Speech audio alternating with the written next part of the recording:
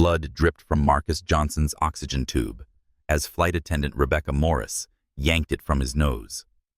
"Not permitted equipment," she sneered, holding the disconnected tube like a trophy, while crimson droplets spattered across the pristine white shirt of the gasping teenager. As 16-year-old Marcus Johnson's breathing faltered mid-flight, Dr. Gabriel Johnson lunged toward his son, medical license in hand. Too late. Marcus' eyes rolled back, consciousness evaporating like oxygen from his starving lungs. Have you ever witnessed such a shocking act of discrimination that endangered someone's life?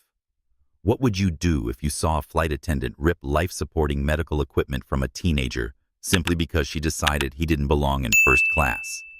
Let me know in the comments below and subscribe to hear how this harrowing story unfolds. The morning had started with such promise. Dr.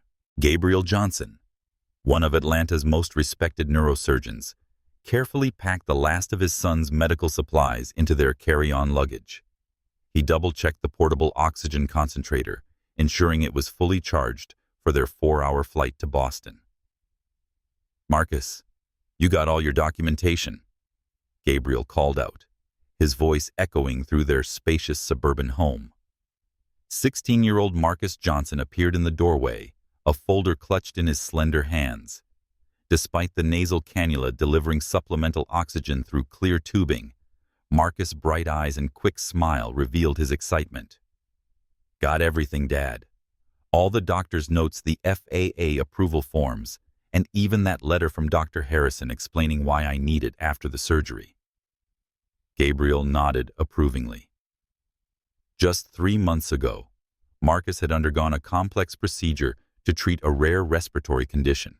The surgery had been successful, but his recovery required supplemental oxygen, especially during air travel, when cabin pressure could exacerbate his breathing difficulties. "Perfect. This is going to be an amazing trip," Gabriel said, zipping the final bag. "The MIT Summer Science Program only accepts 50 students nationwide. You earned this." Marcus adjusted his cannula self-consciously. "I just hope I don't stand out too much." "You'll stand out because you're brilliant," Gabriel replied, placing a reassuring hand on his son's shoulder. "Not because of this temporary equipment." Olivia Johnson, Gabriel's wife and a prominent civil rights attorney, entered the room with a travel mug of coffee. Her elegant pantsuit and briefcase indicated she was heading straight to court after seeing them off. "I wish I could come with you," she said, hugging Marcus carefully to avoid disturbing his oxygen line. "This discrimination case has the worst timing." "Well, be fine," Gabriel assured her. "It's just 4 days until you join us.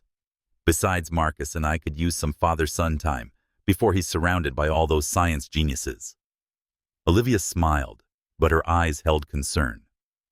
"You have all the medical documentation?" "Triple-checked," Gabriel confirmed. "And you'll call me the second you land." First thing Marcus promised.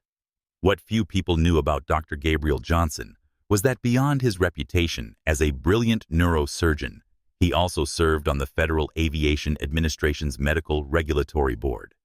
His appointment 2 years ago had come after years of advocating for better accommodation of medical devices on aircraft. He rarely mentioned this role, preferring to be known for his surgical skills rather than his regulatory influence. Today, he was traveling as a father, not as an FAA official. Their driver arrived precisely at 7:30, loading their luggage into the black SUV for the trip to Hartsfield-Jackson Atlanta International Airport. The morning traffic moved surprisingly well, giving them ample time for check-in and security. What they hadn't anticipated was the first sign of trouble at the TSA checkpoint. "Sir, what's this device?" The TSA officer, whose name tag identified him as Scott Peterson, held up Marcus' oxygen concentrator with suspicious scrutiny. "It's a portable oxygen concentrator.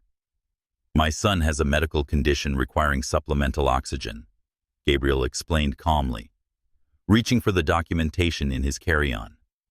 Peterson frowned, examining the device as if it might contain explosives. Well, need to see medical documentation and proper approval for this. Of course, Gabriel said, maintaining his composure as he handed over the comprehensive file of paperwork. Everything's in order.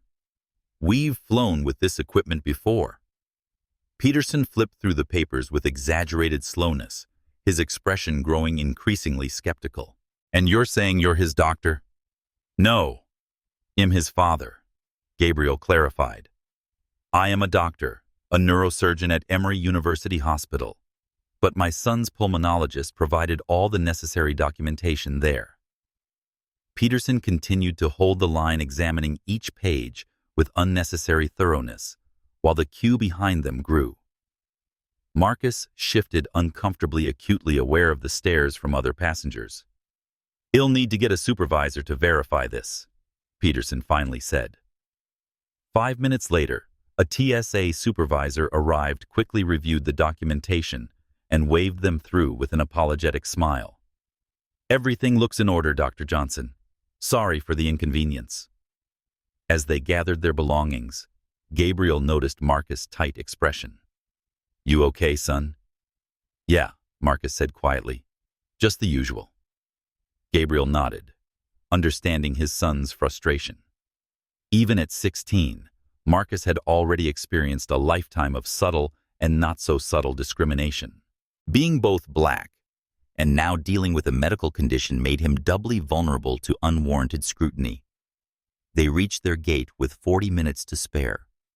Several passengers in the waiting area glanced at Marcus' oxygen equipment with curious or uncomfortable expressions. Gabriel had learned to ignore such looks, but he knew each one landed like a tiny dart on his son's self-esteem. Dr. Johnson. The gate agent, a young man named Timothy Reed, approached them with a tablet in hand. "I noticed you're traveling with medical equipment. I just wanted to confirm we have you properly seated with access to power for the device if needed." Gabriel smiled with relief at the professional treatment. "Yes, thank you. We have all the documentation if you need to verify anything." "No need, sir. It's all in our system," Reed assured them. "We've seated you in 3A and 3B in first class, where you'll have extra space and priority assistance if needed. We'll begin boarding in about 15 minutes. As Reed walked away, Marcus exhaled audibly. That was actually normal. "That's how it should always be," Gabriel replied. When boarding began, they joined the first group called. Their boarding experience was smooth until they reached the aircraft door, where they met Rebecca Morris for the first time. The trouble at the TSA checkpoint with Officer Scott Peterson had been frustrating, but hardly unusual. Gabriel had developed a practiced calm over the years, having faced similar situations countless times before. But something about Peterson's demeanor, the way his eyes narrowed when looking at Marcus' oxygen concentrator, the subtle shift in tone when Gabriel identified himself as a doctor, triggered familiar warning bells. Gabriel noticed Marcus tensing as Peterson continued his unnecessary scrutiny. His son had grown up watching his father navigate these microaggressions, learning the careful balance between asserting rights and avoiding escalation. At 16, Marcus already understood the unfair reality that as a young black man, any sign of frustration could be misconstrued as aggression. "Dad," Marcus whispered as Peterson walked away to get his supervisor. "Why does he think the paperwork might be fake?" Gabriel placed a reassuring hand on his son's shoulder. "It's not about the paperwork, son." Marcus nodded, understanding immediately. This silent communication between them, the shared knowledge of what they were really facing, was part of the unspoken education Gabriel had been providing his son since childhood. When the TSA supervisor arrived, the difference in approach was immediate. She reviewed the documentation efficiently, asked a few relevant questions about the device's specifications, and processed them through security with professional courtesy. "I apologize for the delay, Dr. Johnson. Your documentation is perfectly in order," she said, handing back their papers. "Officer Peterson is still in training on medical accommodation protocols." Gabriel recognized the explanation for what it was, an attempt to attribute to inexperience What they both knew stemmed from something else entirely. Still, he accepted it with a gracious nod, choosing to focus on moving forward rather than dwelling on the incident. As they walked toward their gate, Gabriel took a moment to check Marcus' oxygen levels using the small pulse oximeter they kept handy. The reading showed 97% perfectly normal, despite the stress of the security checkpoint. "Your levels look good. How are you feeling?" "I'm fine," Marcus replied, then added with a wry smile, "Medically at least." Gabriel understood the distinction. Physically, Marcus was stable, but the emotional toll of such interactions accumulated over time. They had discussed this often, how to process these experiences without letting them erode self-worth. "Remember what Mom always says." Marcus recited Olivia's mantra with practiced ease. "Their prejudice is a reflection of their limitations, not mine." "Exactly," Gabriel affirmed. "And those limitations have nothing to do with your extraordinary brain that got you into MIT's program." Marcus' expression brightened at the mention of the prestigious program. For months he had poured himself into his research proposal on respiratory monitoring technology, working evenings and weekends, even during his recovery from surgery. The acceptance letter had arrived just 2 weeks after he was discharged from the hospital, a triumph that had brought tears to Gabriel's eyes. As they settled at their gate, Gabriel observed the reactions of nearby passengers. Most paid them no mind, absorbed in their own travel routines. A few glanced curiously at Marcus' oxygen equipment before returning to their phones or books. One elderly woman stared openly until Gabriel met her gaze, at which point she quickly looked away. These looks were familiar territory, sometimes born of simple curiosity, sometimes rooted in deeper biases. Gabriel had taught Marcus to distinguish between the two and to respond accordingly. Curiosity could be addressed with a brief explanation. Bias was best handled with dignity and distance. When Timothy Reed approached them, his professional and matter-of-fact attitude about the oxygen equipment was refreshing. No unnecessary questions, no skepticism about documentation, just practical confirmation of their seating arrangement and power access. This was how medical accommodation should work: efficient, respectful, and without making the passenger feel like an inconvenience or a security threat. "I appreciate your help," Mr. Reed, Gabriel said, as the gate agent prepared to leave. "Just doing my job, sir," Reed replied. "My sister has diabetes and uses a continuous glucose monitor when she travels. I know how important it is to have proper accommodation for medical equipment." This personal connection explained Reed's approach. He understood from first-hand experience the importance of treating passengers with medical needs as people first, not problems to be solved. As the boarding announcement came over the speakers, Gabriel and Marcus gathered their belongings. The contrast between Officer Peterson and Timothy Reed highlighted what Gabriel had always known: individual attitudes could make all the difference in how policies were applied and how people were treated.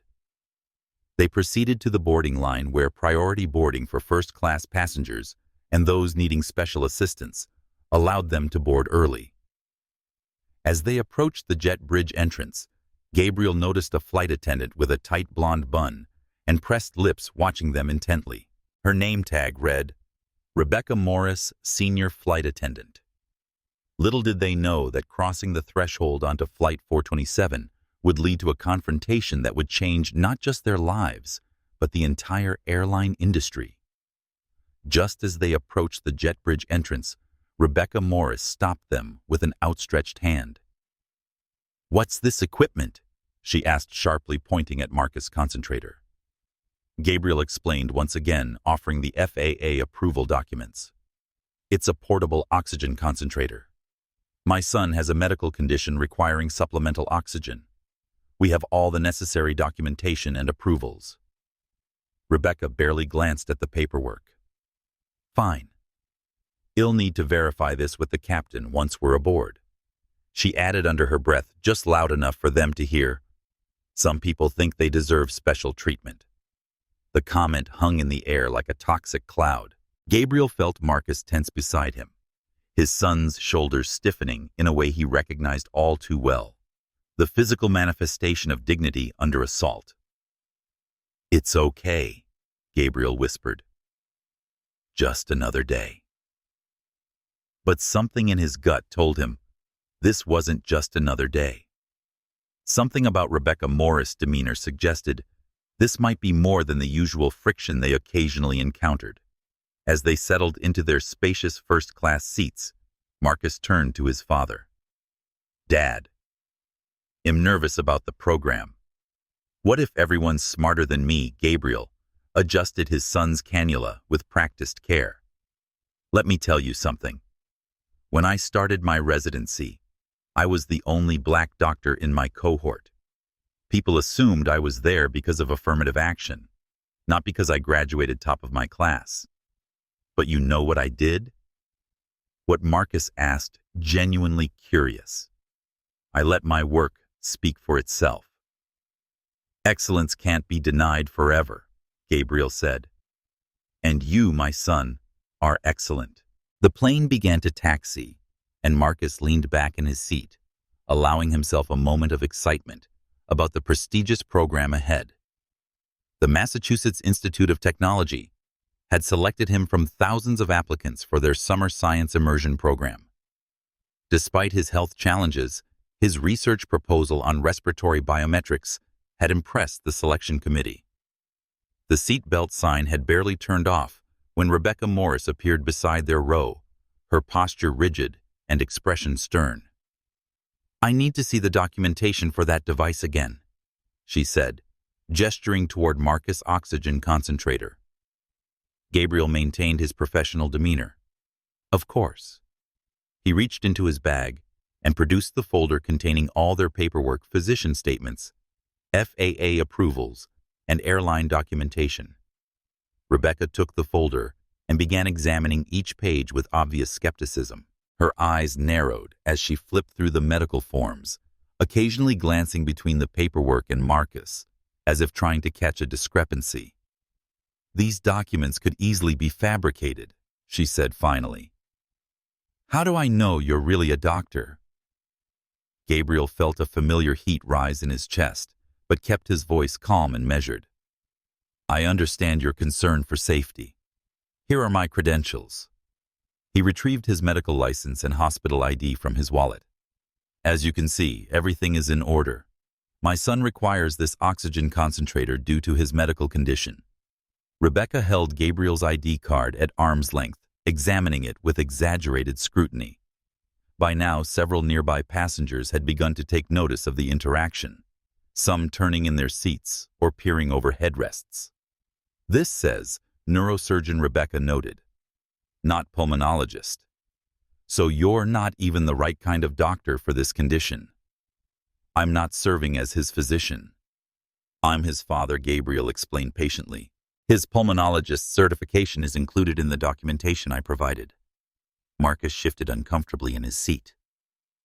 Gabriel could see his son's breathing pattern changing, becoming more rapid and shallow, a sign his anxiety was building. This was precisely the kind of stress that could exacerbate his condition. Another flight attendant, a younger man with a name tag reading Jason Bennett, approached cautiously.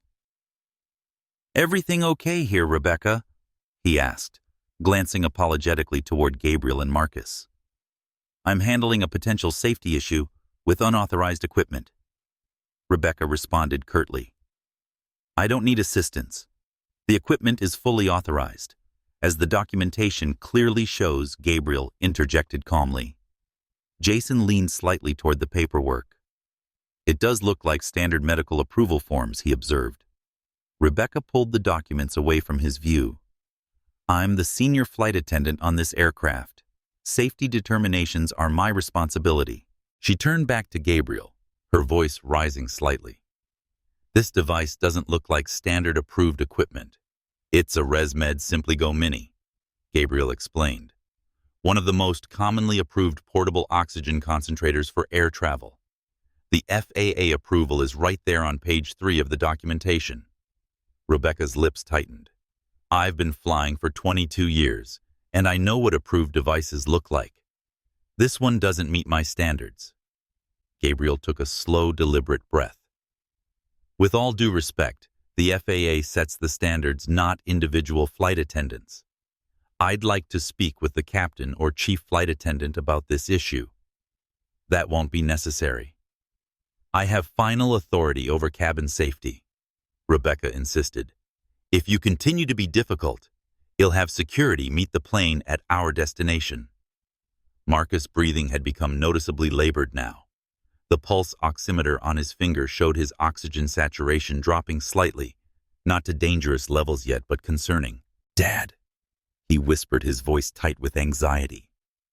Gabriel turned immediately to his son, medical instincts taking over. Slow, deep breaths. "Marcus, in through your nose, out through your mouth."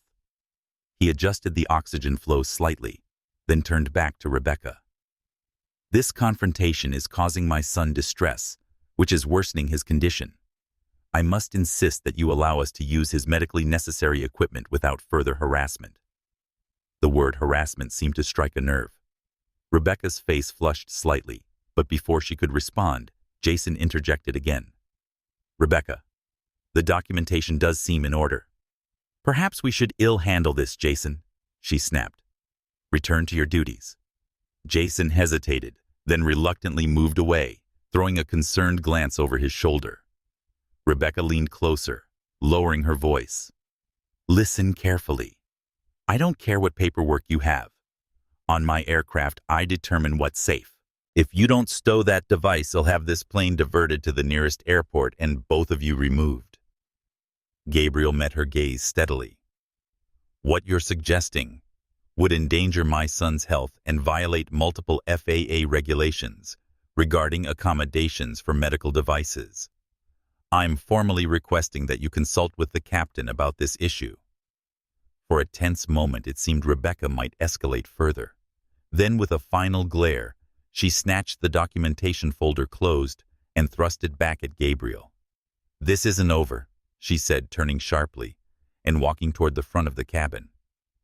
As she departed, several passengers immediately expressed their support.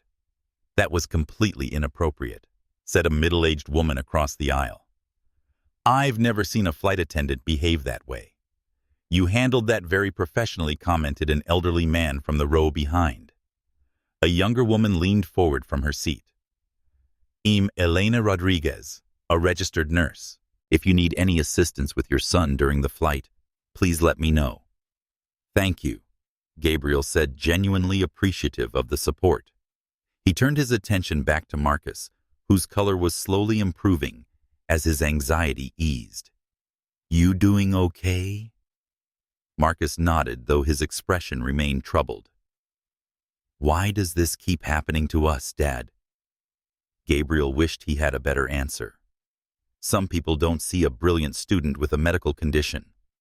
They see a black teenager who doesn't fit their image of who belongs in first class.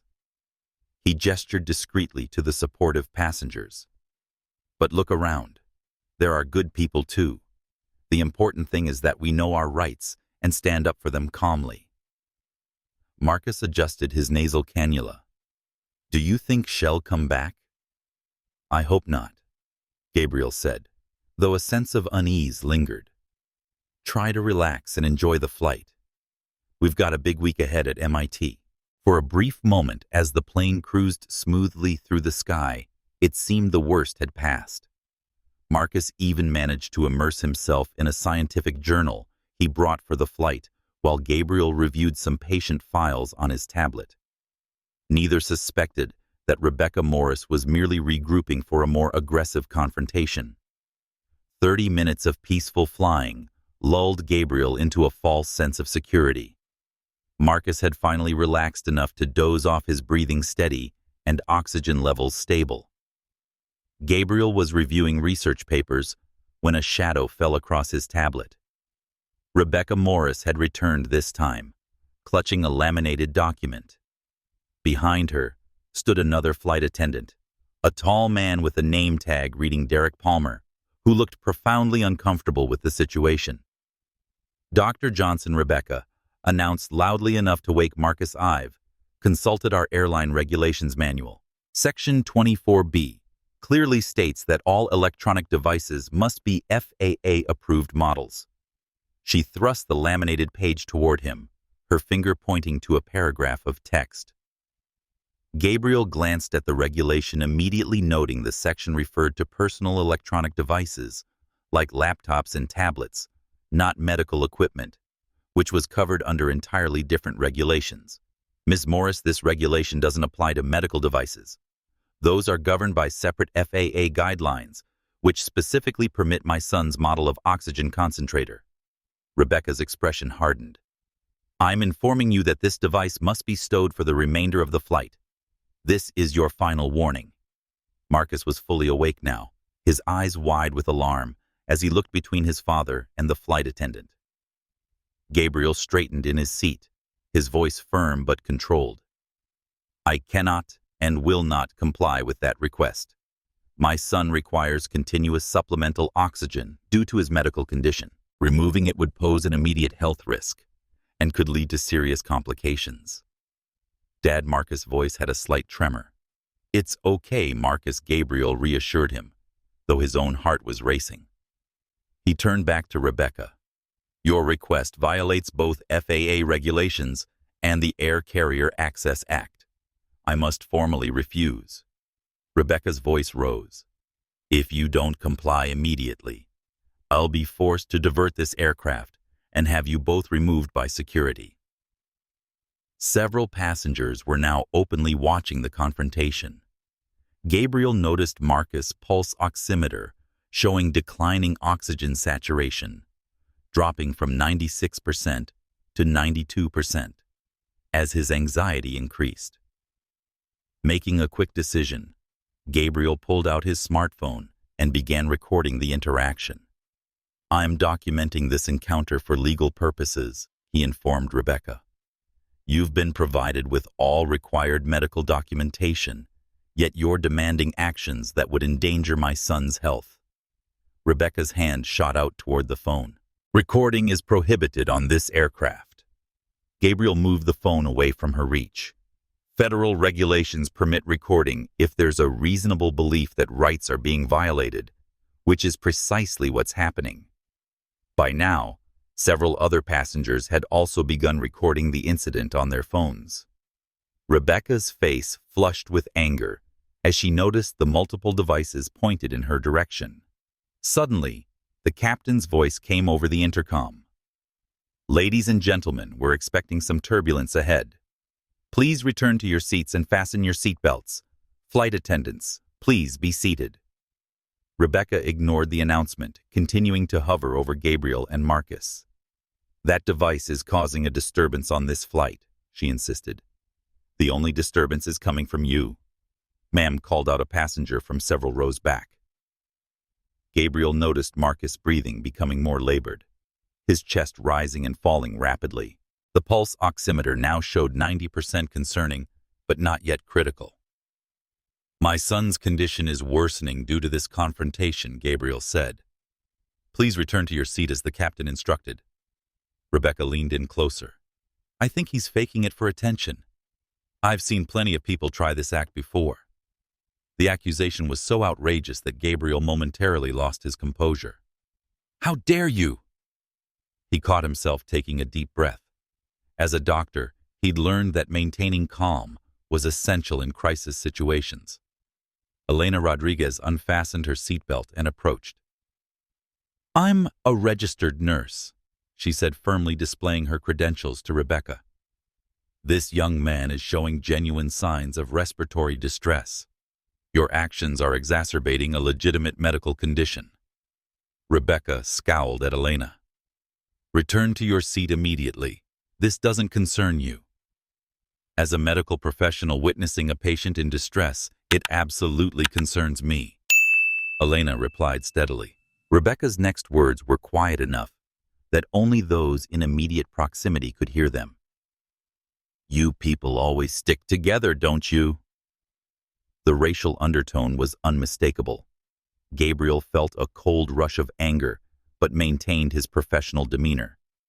Ms. Morris, that comment was inappropriate and potentially discriminatory. I'm adding it to my formal complaint. The tension in the cabin had become palpable. Other passengers were whispering among themselves, many looking outraged at Rebecca's behavior.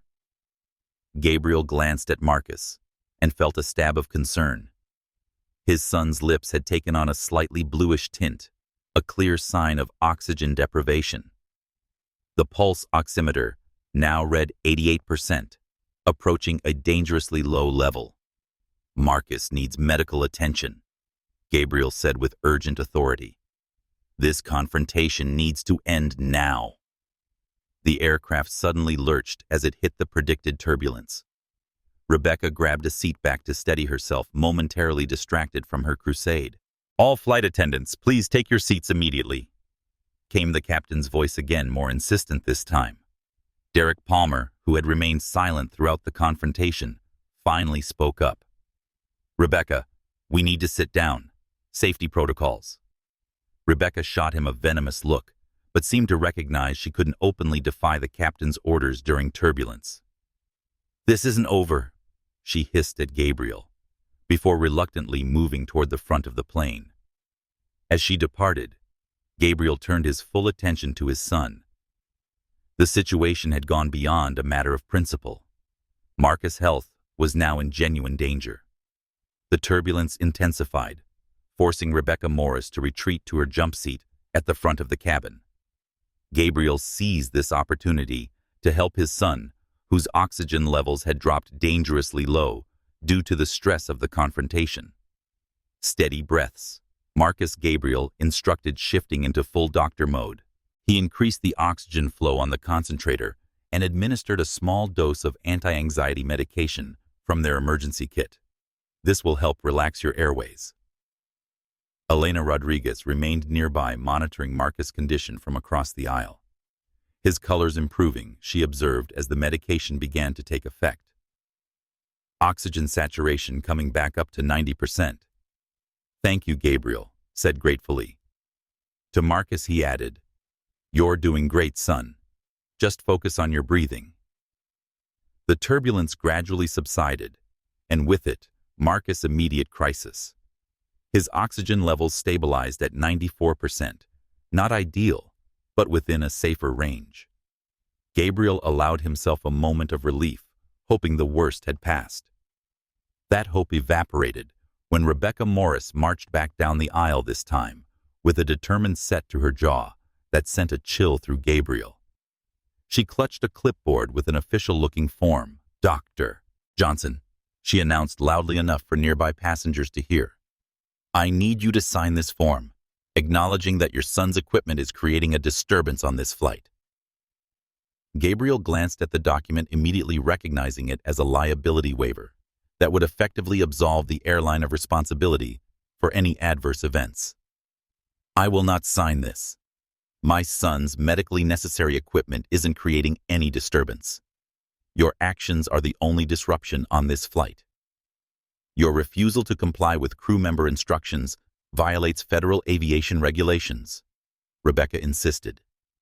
"And your refusal to accommodate my son's medical needs violates the Air Carrier Access Act, Americans with Disabilities Act, and several FAA regulations regarding medical equipment," Gabriel countered. "I'm formally requesting that you note in your report that I've identified these violations." Rebecca's face flushed with anger. "You think you know the rules better than I do? I've been flying for over 20 years. Then you should be familiar with Code of Federal Regulations Title 14, Part 382, which clearly protects passengers with respiratory conditions requiring oxygen," Gabriel stated calmly. Several passengers had resumed recording the interaction. One called out, "We're all witnesses to this harassment." Rebecca glanced around, seemingly noticing for the first time how many people were documenting her behavior. For a moment, uncertainty flickered across her face. Then her expression hardened. She gestured to Derek Palmer, who had been hovering uncertainly nearby. "I need your assistance," she commanded. Palmer approached reluctantly. As he drew near, He leaned slightly toward Gabriel and whispered, "I'm sorry about this," before taking his position beside Rebecca. Gabriel felt a surge of apprehension. "Whatever you're planning, I strongly advise against it," he warned. "My son requires this medical equipment to breathe properly." Without warning, Rebecca reached for Marcus' nasal cannula. Gabriel moved to block her, but another patch of turbulence hit the aircraft at that precise moment, throwing him slightly off balance. In that split second, Rebecca grabbed the oxygen tube and yanked it forcefully from Marcus' nose. The sudden movement caused the thin tube to scrape against his nostril, drawing blood that immediately began to drip down his face. "Not permitted equipment," Rebecca declared triumphantly, holding up the disconnected tube like a trophy. "Now we've restored safety to this aircraft." The brutality of the action stunned everyone who witnessed it. Marcus gasped, his hands flying to his face as blood mixed with tears of shock and pain.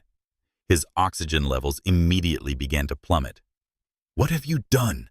Gabriel shouted, all professional composure momentarily forgotten. He lunged for the tube, but Rebecca held it out of reach, her stance rigid with misplaced authority. Gabriel shifted instantly into emergency response mode. "Marcus, stay calm," he instructed, though his own heart was racing. He examined the tube and saw that Rebecca's aggressive removal had damaged the connection point. Marcus' lips were already turning blue, his oxygen saturation dropping rapidly below 85%, a dangerously low level that could lead to tissue damage, or worse.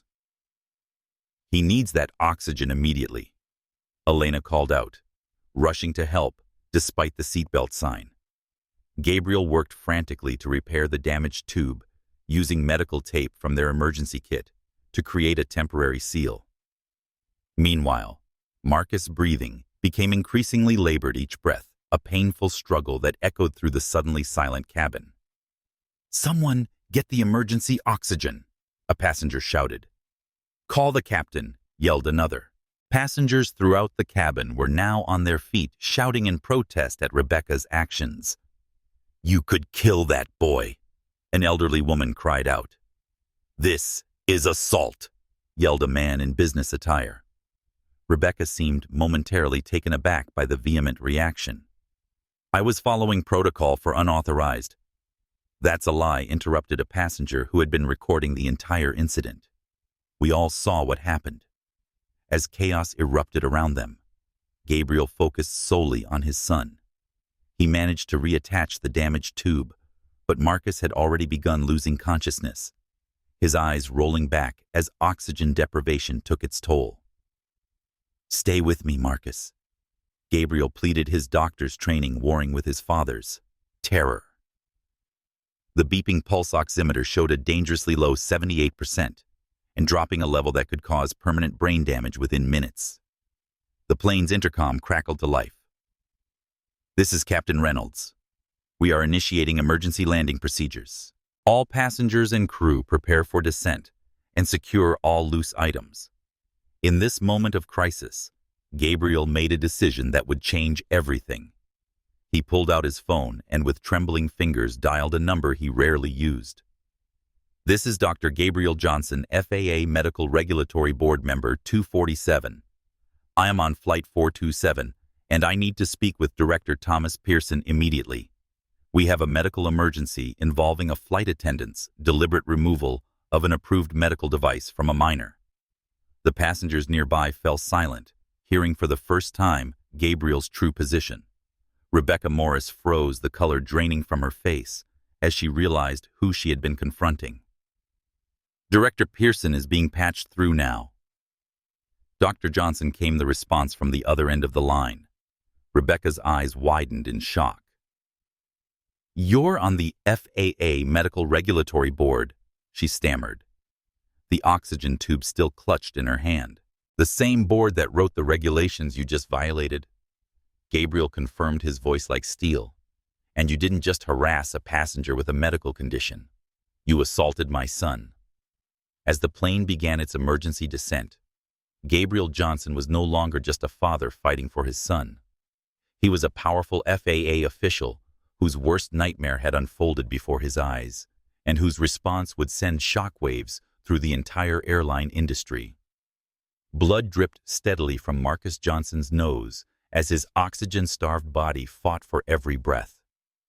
The crimson evidence of Rebecca Morris' assault spattered onto his shirt, creating a stark contrast against the white fabric, a visible indictment that no passenger could ignore. Emergency descent initiated. Flight attendants prepare the cabin. Captain Reynolds' voice carried urgency through the intercom system. The aircraft banked sharply, beginning a controlled but rapid descent toward Kansas City International Airport. Gabriel worked frantically to stabilize his son. The temporary repair to the oxygen tube was holding, but Marcus' condition remained precarious. His oxygen saturation hovered at a dangerous 82%, and his consciousness fluctuated. "Marcus, stay with me." Gabriel urged, his voice steady, despite the fear gripping his heart. "Focus on my voice." Slow, shallow breaths. Across the aisle, Elena Rodriguez had unbuckled her seatbelt, despite the warning lights. "I'm coming to help," she said, moving to their row. "What can I do?" "Monitor his pulse while I maintain his airway," Gabriel instructed, falling into the practiced rhythm of emergency medicine. "If it drops below 50, let me know immediately." As they worked to stabilize, Rebecca's voice came over the intercom, attempting to control the narrative. "Ladies and gentlemen, we're diverting to Kansas City due to a disruptive passenger situation. Please remain calm and seated with your seatbelts fastened." The announcement sparked immediate outcry from those who had witnessed the truth. "That's a lie," shouted a man several rows back. "She attacked a child with medical equipment. We all saw what happened," called another passenger. "We have it on video," added a third. The cabin had transformed from a typical flight to something resembling a protest, with passengers united in their outrage. Several continued recording, documenting everything despite Rebecca's earlier prohibition. Captain Reynolds' voice returned over the intercom. "This is the captain speaking. If there are any medical professionals on board, please identify yourselves to the flight crew immediately. We have a medical emergency." Gabriel called out without looking up from Marcus. "I'm Dr. Gabriel Johnson, a neurosurgeon. My son is the patient in distress. We need the emergency medical kit and any supplemental oxygen immediately." Jason Bennett quickly brought the aircraft's medical kit to Gabriel. "I'm so sorry," he whispered as he handed it over. "I never thought she would. Just help me save my son." Gabriel cut him off, opening the kit with practiced efficiency. His assessment was quick and devastating. The onboard kit contained basic emergency supplies, but lacked the specialized equipment Marcus' condition required. "We need to improvise," Gabriel told Elena. "His oxygen concentrator is damaged, but the airflow mechanism might still work partially." Together, they worked to adapt the available supplies, creating a makeshift delivery system using tubing from the emergency kit connected to what remained of Marcus' equipment. Meanwhile, Rebecca had retreated to the front of the plane, where she conferred intensely with other crew members, occasionally glancing back at the Johnson family with visible agitation. The captain's voice came through once more. "Medical personnel, please report our patient's status." Gabriel used the cabin phone to respond. "Captain, this is Dr. Johnson. My son is in respiratory distress following the senior flight attendant's forcible removal of his medical oxygen device. His condition is critical, but temporarily stabilized. We need emergency medical services ready immediately upon landing." "Understood, doctor. EMS will meet us at the gate. We're 12 minutes from touchdown." Those 12 minutes stretched like hours for Gabriel. Marcus drifted in and out of consciousness, each moment of awareness a small victory. Elena continued monitoring his vital signs, while Gabriel maintained the improvised oxygen delivery. Around them, passengers organized themselves into an impromptu support network. A man who identified himself as a legal assistant collected contact information from witnesses. A woman with emergency medical training helped keep other passengers calm and away from the critical care area to give Gabriel space to work. Marcus were landing soon, Gabriel told his son during a moment of consciousness. Just stay with me a little longer. Marcus' eyes flickered open, focusing briefly on his father's face. His hand weakly gripped Gabriel's, a silent communication between them that cut deeper than any scalpel Gabriel had ever wielded. In that touch was trust, fear, and a desperate plea for protection that made Gabriel's heart constrict painfully. Several rows back, a passenger was using the aircraft phone to contact the hospital in Kansas City, relaying Marcus' condition and medical history as Gabriel called it out. The atmosphere had transformed completely. What had begun as a routine flight was now a unified emergency response, with passengers and most crew members working together to ensure Marcus' survival. Gabriel used the aircraft's phone system to make one final call before landing. "This is Dr. Gabriel Johnson. I need to speak with the Chief of Emergency Medicine at the nearest hospital to Kansas City International Airport. This is regarding a 16-year-old male patient with acute respiratory failure who will be arriving by ambulance in approximately 10 minutes. His medical credentials open the necessary doors, allowing him to give detailed instructions for Marcus' care upon arrival. He has a history of restrictive lung disease following thoracic surgery 3 months ago. He'll need immediate oxygen support, possibly BiPAP or intubation, if his levels don't stabilize." As the plane began its final approach, the captain addressed the passengers once more. "Ladies and gentlemen, we will be landing in approximately 3 minutes. Emergency vehicles are standing by. Please remain in your seats until medical personnel have boarded and attended to our patient." The aircraft touched down with a slight bump, taxiing rapidly to the gate, where a fleet of emergency vehicles waited with flashing lights.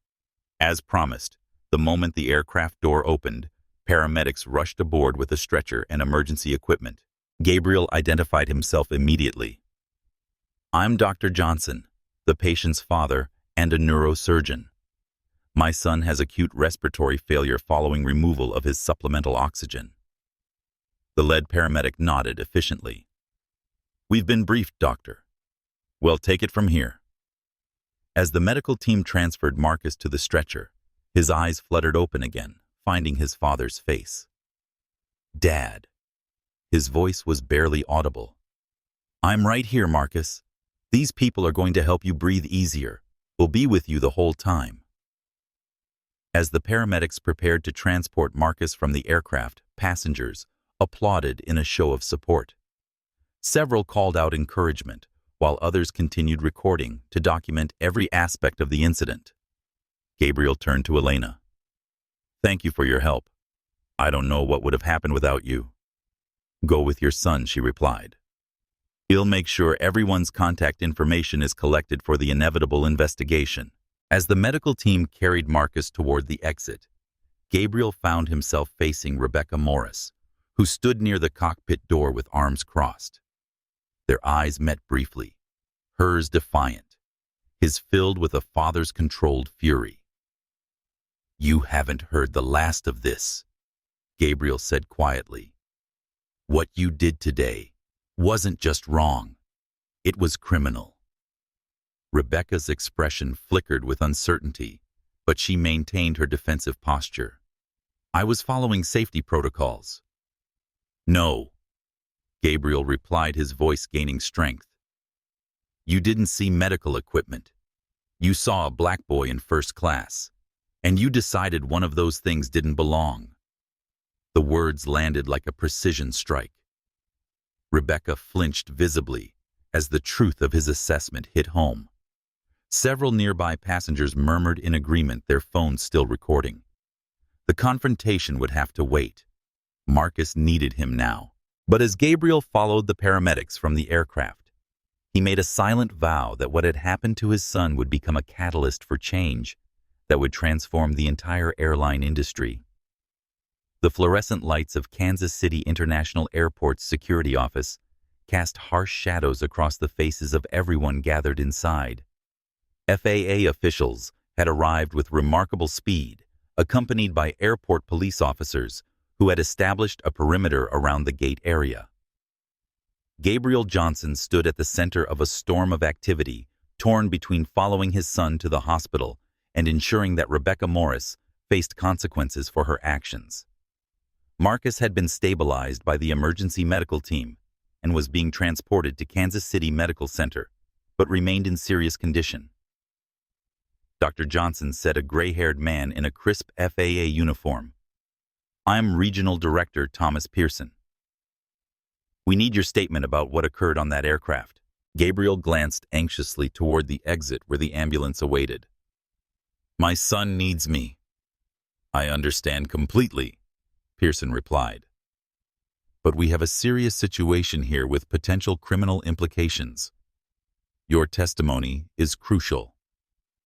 Rebecca Morris stood across the room speaking animatedly to an airline representative. Her gestures were defensive, her expression alternating between indignation and growing concern as she noticed the number of passengers waiting to give statements against her. "That woman removed my son's medical oxygen by force." Gabriel said, his voice tight with controlled anger. "She ignored documentation, FAA regulations, and basic human decency. My son could have died." "She's claiming the device presented a safety hazard," Pearson noted, watching Gabriel's reaction carefully. "That's absolutely false," Gabriel replied. "We had complete documentation, physician approval, and explicit FAA clearance for the device. Multiple passengers recorded the entire incident. As if on cue, a young passenger approached, phone in hand. "Sir, I have clear video of everything that happened. She yanked that tube out of the boy's nose hard enough to make him bleed." Director Pearson viewed the footage, his expression growing increasingly grave. "We'll need a copy of this video for our investigation." More passengers came forward, each with their own recordings or statements. The evidence against Rebecca mounted by the minute. Gabriel's phone rang. Olivia was calling. He had texted her about the emergency landing as soon as they touched down. "Gabriel, what's happening? Is Marcus all right?" Olivia's voice carried the sharp edge of fear barely contained. "He's stable, but serious," Gabriel replied, moving to a quieter corner. "They're transporting him to Kansas City Medical Center now." "Olivia." It was deliberate discrimination. The flight attendant physically removed his oxygen. Olivia's attorney instincts immediately engaged. "I've already contacted our legal team. They're preparing emergency motions right now. I'm on my way to the airport. He'll be on the first flight to Kansas City." "I need to get to the hospital," Gabriel told her. "But the FAA wants my statement about what happened." "Give your statement quickly, but don't sign anything without legal review," Olivia advised. "I've already reached out to Charles Bennett at the Civil Rights Division. This is going beyond airline regulations. This is assault and potentially a hate crime." Gabriel felt momentarily overwhelmed by the dual crisis, his son's medical emergency and the legal storm brewing. As a doctor, his priority was clear. But as a father seeking justice, he also needed to ensure Rebecca was held accountable. Elena Rodriguez approached, offering a solution. "Dr. Johnson, I can accompany Marcus to the hospital. With my nursing credentials, I can monitor his condition and keep you updated while you handle things here." Gabriel hesitated only briefly. "You've already done so much. I'd like to see this through," Elena insisted. "No child should experience what your son did today." With profound gratitude, Gabriel accepted her offer. After sharing his medical credentials with the emergency team and ensuring they had Marcus' complete medical history, he watched as Elena accompanied his son in the ambulance.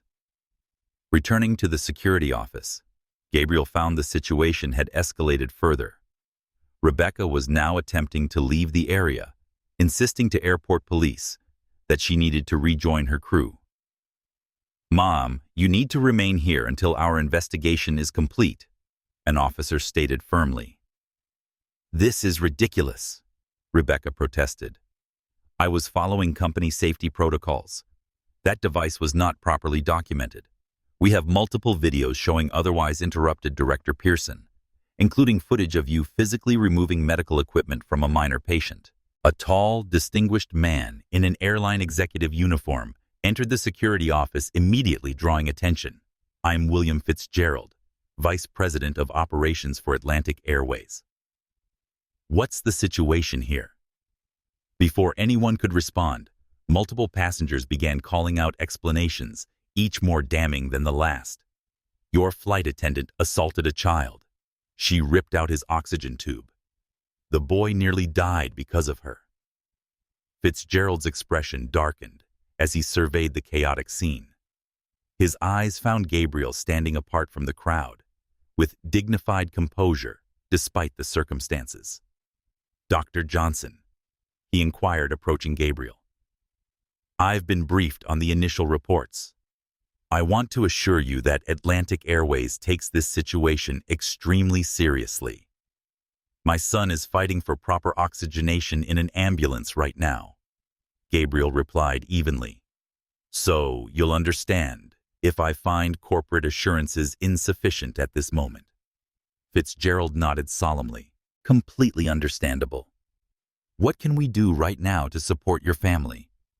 Ensure that woman never works in aviation again, Gabriel said, nodding toward Rebecca. And provide all surveillance footage from the aircraft to investigators immediately. Director Pearson joined them. Dr. Johnson, we've reviewed enough preliminary evidence to detain Ms. Morris pending a formal investigation. He lowered his voice. The videos clearly show her actions constituted assault at minimum. We'll need your formal statement, but you should be with your son now. Gabriel gave his preliminary statement, providing contact information for follow-up. As he prepared to leave for the hospital, his phone rang with an update from Elena. Dr. Johnson Marcus is stabilized. They've got him on proper oxygen support and are monitoring him closely. His levels are coming back up 92% and rising. Relief washed over Gabriel. Thank you, Elena. I'm on my way. As Gabriel headed toward the exit, Rebecca's voice rose in protest as airport police officially detained her. This is discrimination against me. I was just doing my job. The irony of her claim was not lost on the witnesses, several of whom called out in response.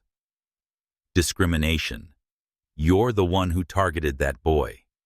We all saw what you did. Outside the security office, Gabriel found a media presence already forming. News of the incident had spread rapidly across social media, with passenger videos beginning to circulate online. A reporter thrust a microphone toward him. Dr. Johnson, can you comment on what happened on your flight today? Gabriel paused, choosing his words carefully. Today, my son nearly died because a flight attendant decided his medically necessary oxygen equipment approved by the FAA and documented properly was somehow threatening. Despite multiple passengers intervening, she physically removed his oxygen, causing him to suffer respiratory distress. His voice remained steady, but emotion glimmered in his eyes. She didn't see medical equipment. She saw a black teenager in first class, and she decided one of those things didn't belong. With that statement, Gabriel departed for the hospital, leaving behind a storm of questions and a social media explosion that would soon bring national attention to Marcus' story. But what no one yet realized was that this incident had touched a nerve far beyond one family's trauma. As an FAA Medical Regulatory Board member, Gabriel Johnson possessed the authority and expertise to transform this personal nightmare into a watershed moment for the entire airline industry. The antiseptic smell of Kansas City Medical Center's intensive care unit was all too familiar to Gabriel Johnson. As a neurosurgeon, he had spent countless hours in similar facilities. But walking these halls as a father, rather than a physician, gave the environment an entirely different weight. Marcus lay in the hospital bed, an oxygen mask covering his face, and monitors tracking his vital signs. Though still sedated, his condition had stabilized significantly since arrival. The emergency team had done excellent work immediately providing the high-flow oxygen his body desperately needed after the traumatic incident on the plane. Dr. Isabella Navarro, the pulmonologist overseeing Marcus' care, reviewed his charts with Gabriel. The good news is, we've avoided intubation. His oxygen saturation is holding at 95%, and the preliminary scans don't show permanent damage to his lung tissue. Thank God, Gabriel murmured gently, holding his son's hand. What about cerebral hypoxia? He lost consciousness for several minutes. EEG shows normal brain activity, Dr. Navarro assured him. Well, continue monitoring, but all indications suggest he'll make a full recovery. Physically, at least. The unspoken concern hung between them, the psychological trauma of having life-supporting equipment forcibly removed in a confined space thousands of feet above the ground. That kind of trauma wouldn't show on medical scans. Elena Rodriguez, who had remained at the hospital, despite having no obligation to do so, stood nearby. He's strong, she observed. The way he fought to stay conscious, even when his oxygen dropped so low, that takes incredible will. Gabriel nodded gratefully. I can never repay you for what you've done, Elena. Just seeing him recover is enough, she replied. I've left my contact information with your wife's office. He'll testify about what I witnessed, whenever needed. Gabriel's phone buzzed with an incoming call. The screen displayed William Fitzgerald, Atlantic Airways. He hesitated before answering. Dr. Johnson speaking. Dr. Johnson, this is William Fitzgerald again. I hope your son is improving. He's stable thanks to the quick response of the medical team, Gabriel replied cautiously. I'm calling because I've just received some concerning information about Ms. Morris' employment history. There appear to have been previous incidents that weren't properly addressed by our company. I believe you should be aware of this as we move forward. Gabriel's grip tightened on the phone. What kind of incidents? 3 separate complaints over the past 5 years involving passengers with medical accommodations. All were settled quietly. I wasn't personally involved in those decisions, but as VP of Operations, I take full responsibility for the failure of our oversight systems.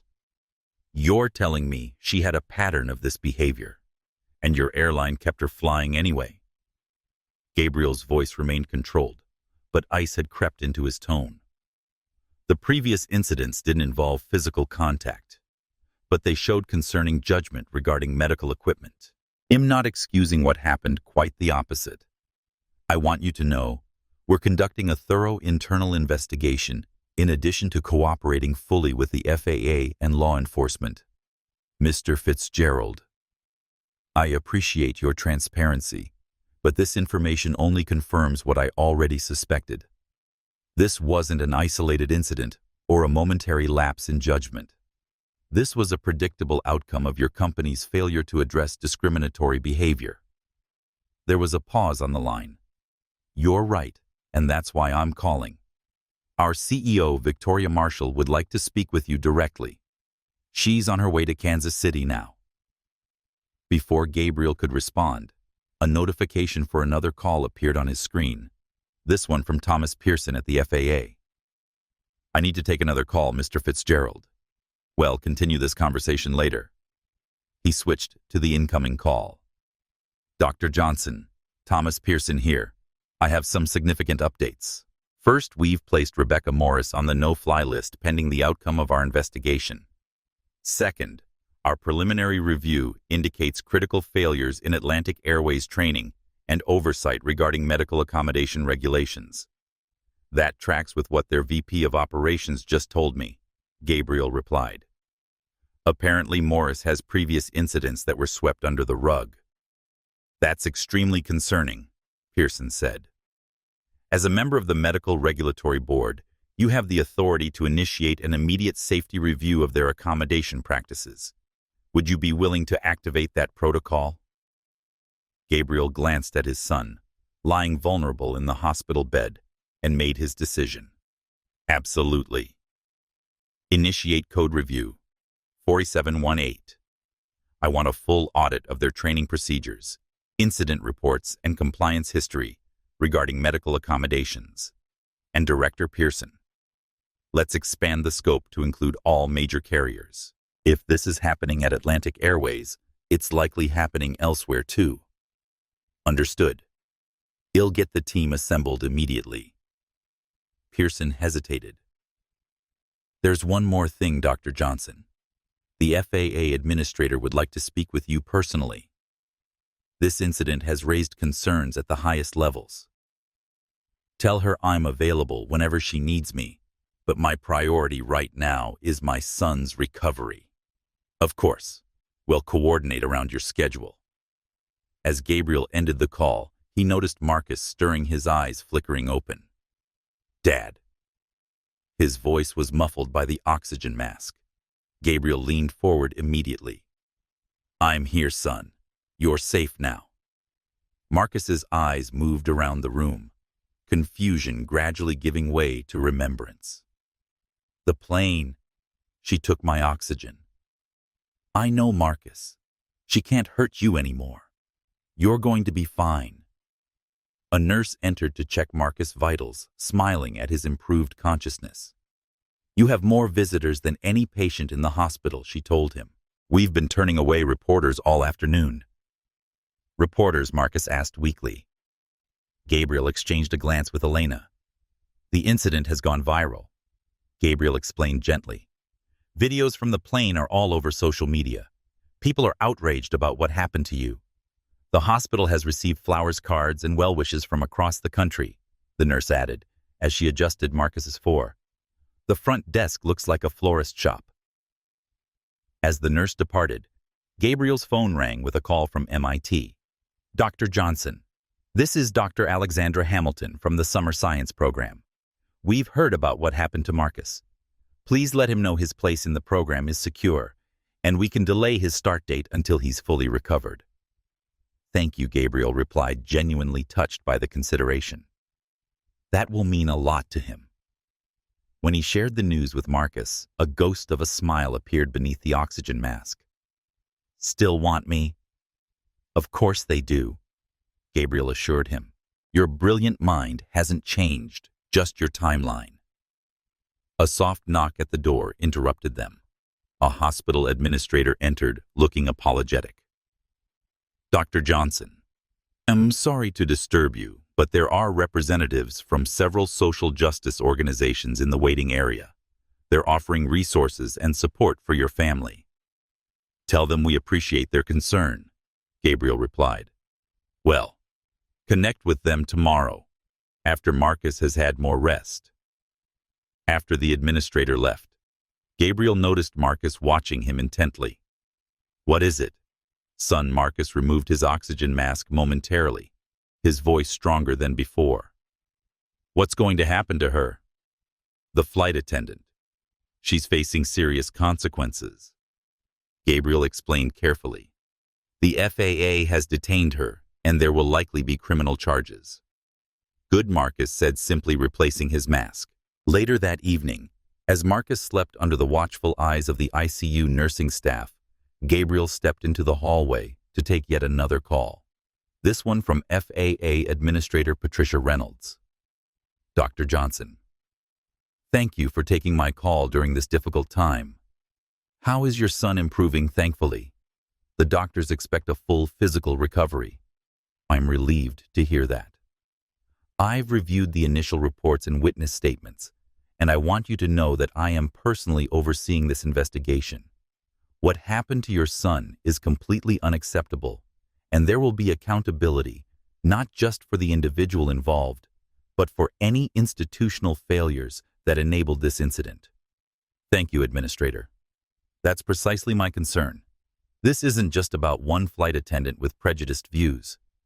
It's about an industry that has repeatedly failed to properly implement and enforce medical accommodation regulations. I couldn't agree more, Reynolds replied. And that's actually why I'm calling. Given your position on the Medical Regulatory Board and your direct experience with this incident, I'd like to appoint you to lead a special task force on medical accommodation reform. We need someone with both the expertise and the personal investment to drive meaningful change. Gabriel hadn't expected this. I'm honored by your trust, Administrator. But my primary focus right now has to be my son's recovery.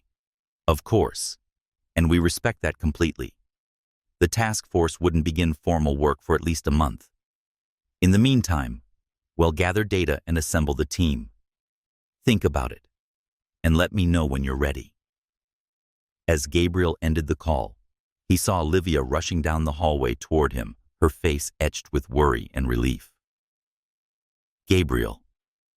She embraced him tightly. How is he? Stable and improving. Gabriel assured her. He's sleeping now. Olivia pulled back her attorney's mind, already working. I've been briefed by our legal team. The videos are damning, Gabriel. This is one of the clearest cases of discriminatory assault I've seen in my career. It's worse than you know, Gabriel replied, leading her to a quiet corner. Atlantic Airways knew about Rebecca Morris' history of discrimination.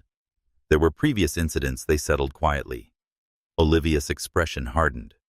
That changes everything. This isn't just personal injury. It's corporate negligence and pattern discrimination. Exactly. And the FAA is taking it seriously. Administrator Reynolds just asked me to lead a special task force on medical accommodation reform. That's a powerful platform, Olivia observed. What did you tell her? That my priority is Marcus right now. But Olivia, I think I need to do this. Not just for Marcus, but for everyone who's faced this kind of discrimination. When you're ready, he'll support you completely. Right now, let's focus on our son. They entered Marcus' room together, united in their determination to not only help their son heal, but to ensure that what happened to him would never happen to another family again. The emergency landing at Kansas City International Airport set in motion a cascade of events that would transform the airline industry's approach to medical accommodations and discrimination. As news of the incident spread, the airport became a focal point for media attention.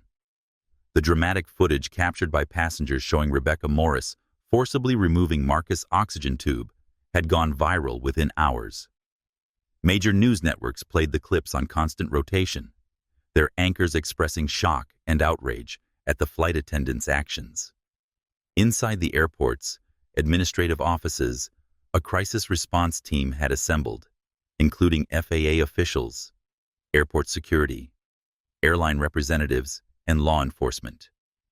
The atmosphere was tense as they reviewed the mounting evidence against Rebecca Morris. The footage is unambiguous, stated an FBI agent who had been called in due to the potential federal nature of the crimes.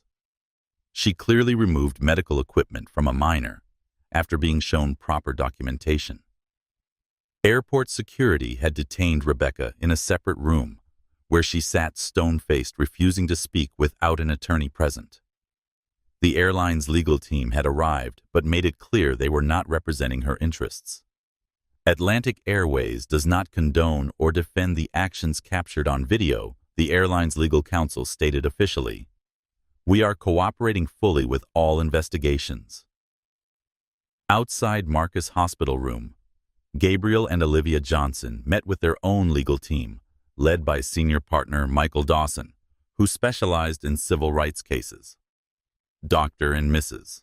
Johnson, based on the evidence we've reviewed, you have grounds for multiple actions: assault and battery, negligent, hiring and retention violation of the Air Carrier Access Act, violation of the Americans with Disabilities Act, and potentially hate crime charges, Dawson explained. Olivia, drawing on her own legal expertise, nodded in agreement. What about the airline's liability, given the previous complaints against Morris Thatts, where this case becomes truly significant? Dawson replied. The pattern of ignored complaints creates a strong case for organizational negligence. Atlantic Airways had clear notice of the risk and failed to act. Gabriel's phone buzzed with a text from Elena Rodriguez, who had returned to the airport to give her statement to investigators. Dr. Johnson just wanted you to know, over 20 passengers have provided statements and video evidence. The support for Marcus is overwhelming. How is he doing? Gabriel quickly replied. Improving steadily. Thank you for checking in, Elena. Your help has been invaluable. As he put his phone away, a hospital administrator approached with an update. Dr. Johnson, Mrs. Johnson, several reporters are requesting interviews. We're keeping them in the designated media area, but I wanted you to be aware of the situation. Thank you, Olivia replied. We're not ready to make any additional statements at this time. Inside Marcus' room, the teenager was awake now, his color much improved, and his oxygen levels stable at 97%. The supplemental oxygen continued through a proper hospital setup and an IV-delivered fluids and medication. Mom, Marcus said, as Olivia entered the room. His voice was hoarse, but stronger than before. Oh, Marcus. Olivia rushed to his side, carefully embracing him. I was so scared. I'm okay now, he assured her, though the trauma of the experience was evident in his eyes. Dad saved me. You saved yourself too, Gabriel said, joining them. The way you stayed calm under pressure that took incredible strength, son. A knock at the door announced Dr. Navarro's return. I have good news. All your tests have come back negative for long-term damage. Your oxygen levels are stable, and your lungs are responding well. If this improvement continues, we can move you out of the ICU tomorrow morning. The family's relief was palpable, but Marcus had a question. When can I fly to MIT? Dr. Navarro exchanged a glance with Gabriel before answering. Medically speaking, I'd recommend waiting at least 2 weeks before flying again. Your body needs time to recover fully, and the psychological trauma of what happened shouldn't be underestimated. Dr. Hamilton from MIT already assured us your place is secure, Gabriel reminded him. They're happy to delay your start date. Marcus nodded, but Gabriel could see the disappointment in his son's eyes. This program had been his dream, the culmination of months of work, despite his health challenges. Hey, Gabriel said gently. This is just a delay, not a denial. Your brilliance got you into that program, and it'll be there waiting for you when you're ready. Marcus managed a small smile. I know. It's just, I don't want her to have taken this from me too. The simple statement cut straight to Gabriel's heart. His son wasn't just dealing with physical trauma, but with the deeper injury of having his achievements threatened by someone else's prejudice. She won't, Gabriel promised. In fact, when you do go to MIT, you'll be going as someone who helped change the airline industry for the better. What do you mean? Marcus asked. Gabriel exchanged a look with Olivia, who nodded encouragingly. The FAA administrator has asked me to lead a special task force on medical accommodation reform. If I accept, it'll be in a position to make real changes to prevent what happened to you from happening to anyone else. Marcus' eyes widened. You have to do it, Dad. My priority is you right now, Gabriel replied. I know, but this is important. If they're actually willing to listen and make changes, you have to be the one to make sure they do it right. Olivia smiled proudly at their son. That's exactly what I told your father. A notification on Gabriel's phone interrupted the moment. It was a news alert. Atlantic Airways CEO to hold emergency press conference regarding Flight 4227.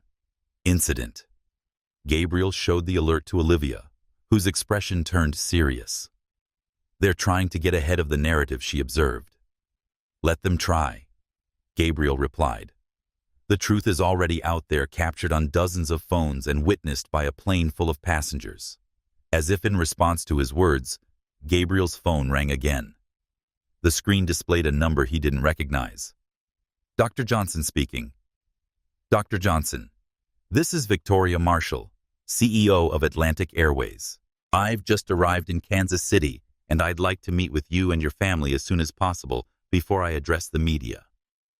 Gabriel covered the phone and relayed the request to Olivia, who raised an eyebrow skeptically. "What exactly do you hope to accomplish with this meeting?" Ms. Marshall Gabriel asked. "First and foremost, I want to apologize personally for what happened to your son. I also want to discuss immediate actions our airline is taking in response, including a complete overhaul of our medical accommodation protocols. I understand if you're not ready to meet, but I wanted to extend the invitation directly." Gabriel muted the phone to consult with Olivia. "What do you think? Is this a genuine attempt to make things right or damage control?" "Probably both," Olivia replied pragmatically. "But it might be useful to hear what they're planning before they announce it publicly." Gabriel unmuted the phone. "We're willing to meet briefly. Ms. Marshall, but only here at the hospital. My son's recovery is our priority." "Of course. I completely understand.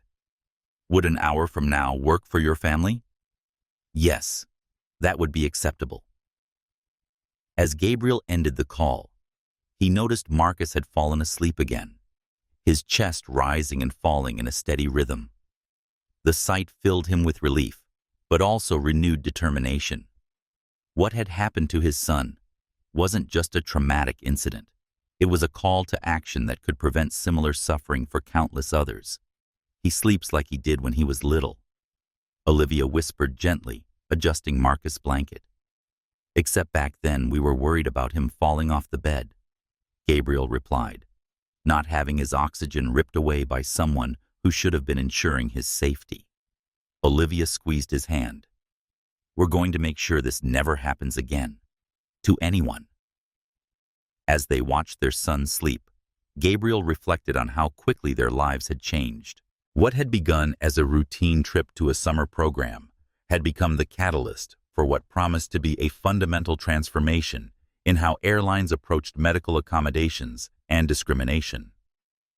The emergency landing in Kansas City was just the beginning. The real journey toward justice for Marcus and protection for all passengers with medical needs was just beginning. The hospital conference room felt too small for the gravity of the conversation about to take place. Gabriel and Olivia Johnson sat side by side, facing Victoria Marshall, CEO of Atlantic Airways, and William Fitzgerald, VP of Operations. Between them lay a conference phone connected to Thomas Pearson and Patricia Reynolds from the FAA, who were participating remotely. Marcus had been consulted about the meeting and had given his blessing, though he remained in his hospital room under observation. "Make them understand, Dad," he had said simply. Victoria Marshall, impeccably dressed in a tailored suit that couldn't quite mask the strain of the past 24 hours, spoke first. "Dr. and Mrs. Johnson, I want to begin by expressing my deepest apologies for what happened to your son. There is absolutely no excuse for Rebecca Morris' actions, and they in no way reflect the values of Atlantic Airways." Gabriel observed her carefully, noting the carefully prepared statement. "Ms. Marshall, I appreciate your personal appearance here, but frankly, apologies mean very little when my son was assaulted by your employee, an employee with a documented history of discriminatory behavior that your company chose to ignore." Marshall's composed expression faltered slightly. "You're absolutely right, Dr. Johnson. Words alone are insufficient. That's why I'm here, not just to apologize, but to outline immediate actions we're taking." She opened a folder on the table. "Effective immediately, Rebecca Morris has been terminated from Atlantic Airways. We've also placed the 3 managers who handled previous complaints against her on administrative leave, pending a full investigation. Furthermore, we're implementing a zero-tolerance policy for any discrimination regarding medical accommodations. These are positive steps." Olivia acknowledged her attorney's precision evident. "But they address only the immediate issue. What about the underlying problems that allowed this situation to develop in the first place?" "That's exactly what we need to discuss," came Patricia Reynolds' voice over the speakerphone. "Atlantic Airways' failure goes beyond one employee. Our preliminary investigation has already identified significant gaps in their training reporting and accountability systems. William Fitzgerald nodded soberly. We don't disagree with that assessment. That's why we're proposing a complete overhaul of our medical accommodation protocols to be developed in consultation with the FAA and medical experts. Gabriel leaned forward. Mr. Fitzgerald, you mentioned to me earlier that there were previous incidents involving Ms. Morris. I'd like to know more about those cases and how they were handled. Fitzgerald exchanged a glance with Marshall before responding. 3 separate incidents over the past 5 years. In each case, passengers with various medical devices reported that Ms. Morris questioned their documentation, suggested their equipment wasn't permitted or attempted to have it stowed during flight. And what was your company's response? Gabriel pressed. The first 2 incidents resulted in verbal warnings. The third led to a 1-day suspension and additional training. Fitzgerald admitted. Clearly, our response was inadequate.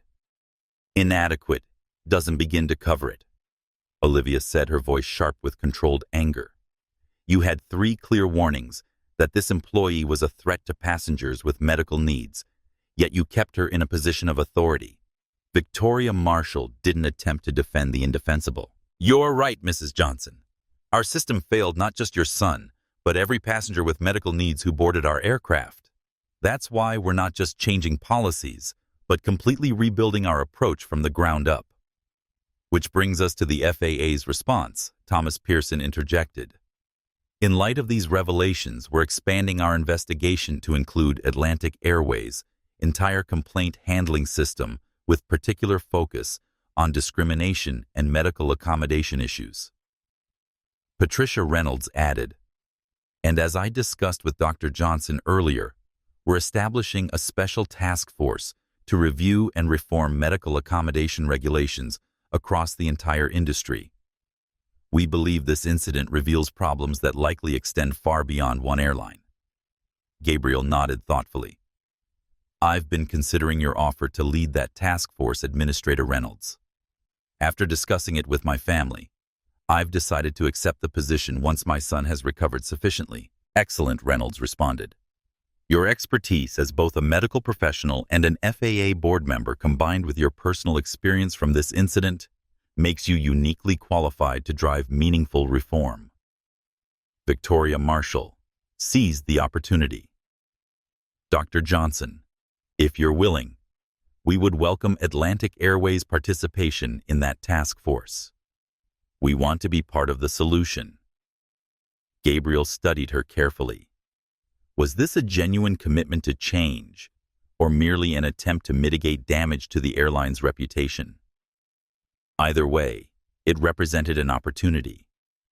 Ms. Marshall, your airline's participation would indeed be valuable, not as a public relations exercise, but as a case study in how discrimination can become embedded in corporate culture and what it takes to root it out. Marshall's expression tightened slightly, but she nodded. That's a fair assessment. We're prepared to be transparent about our failures, if it helps prevent similar incidents in the future. Olivia, who had been taking notes throughout the meeting, looked up. What specific changes are you proposing to implement immediately before this task force even begins its work? Marshall turned to Fitzgerald, who outlined their initial plan. First, we're instituting mandatory retraining for all flight crew on medical accommodation regulations, with emphasis on passengers' rights. Second, we're revising our complaint system to ensure medical accommodation issues are escalated to senior management and medical professionals. Third, we're creating an independent oversight committee to review all discrimination complaints. And who will serve on this committee? Olivia asked. We're inviting medical professionals, civil rights experts, and representatives from disability advocacy organizations, Fitzgerald replied. We want genuine external oversight, not a rubber stamp. Gabriel considered this response. The proposals were substantive, suggesting the airline was serious about reform, but he'd learned from experience that institutional change required more than good intentions.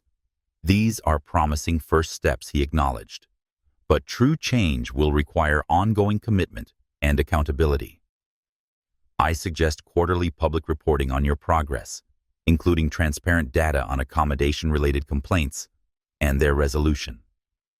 Marshall hesitated only briefly before nodding. We can agree to that level of transparency. As the meeting continued, details were hammered out regarding Atlantic Airways' immediate response and the broader industry reforms to come. Throughout the discussion, Gabriel remained focused on one fundamental goal: ensuring that what happened to Marcus would never happen to another passenger again. When the meeting concluded, Victoria Marshall asked one final question.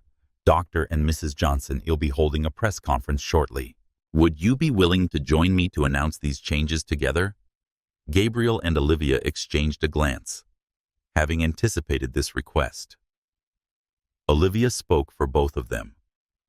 We appreciate the invitation, Ms. Marshall, but our focus right now is on our son's recovery. We'd prefer not to participate in any press events at this time. I understand completely, Marshall replied, though disappointment flickered briefly in her eyes. As they left the conference room, Gabriel turned to Olivia. What do you think? Are they serious about change, or is this just damage control? Probably a bit of both, Olivia replied pragmatically. But they've made public commitments now with the FAA as witnesses. That gives us leverage to hold them accountable. Gabriel nodded, his mind already turning to the broader challenge ahead. Not just reforming one airline, but transforming an entire industry's approach to medical accommodation and discrimination. Back in Marcus' hospital room, they found their son looking stronger, sitting up in bed and watching news coverage of the incident on his tablet. How did it go? He asked eagerly as they entered.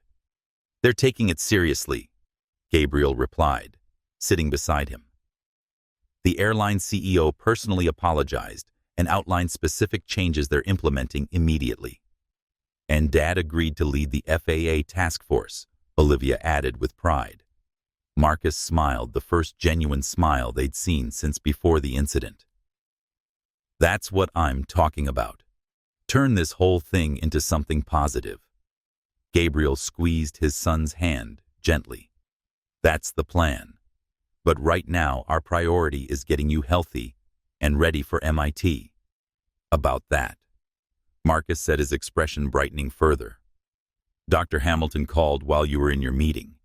She said they're exploring options for me to begin some coursework remotely while I recover, so I don't fall behind the other students.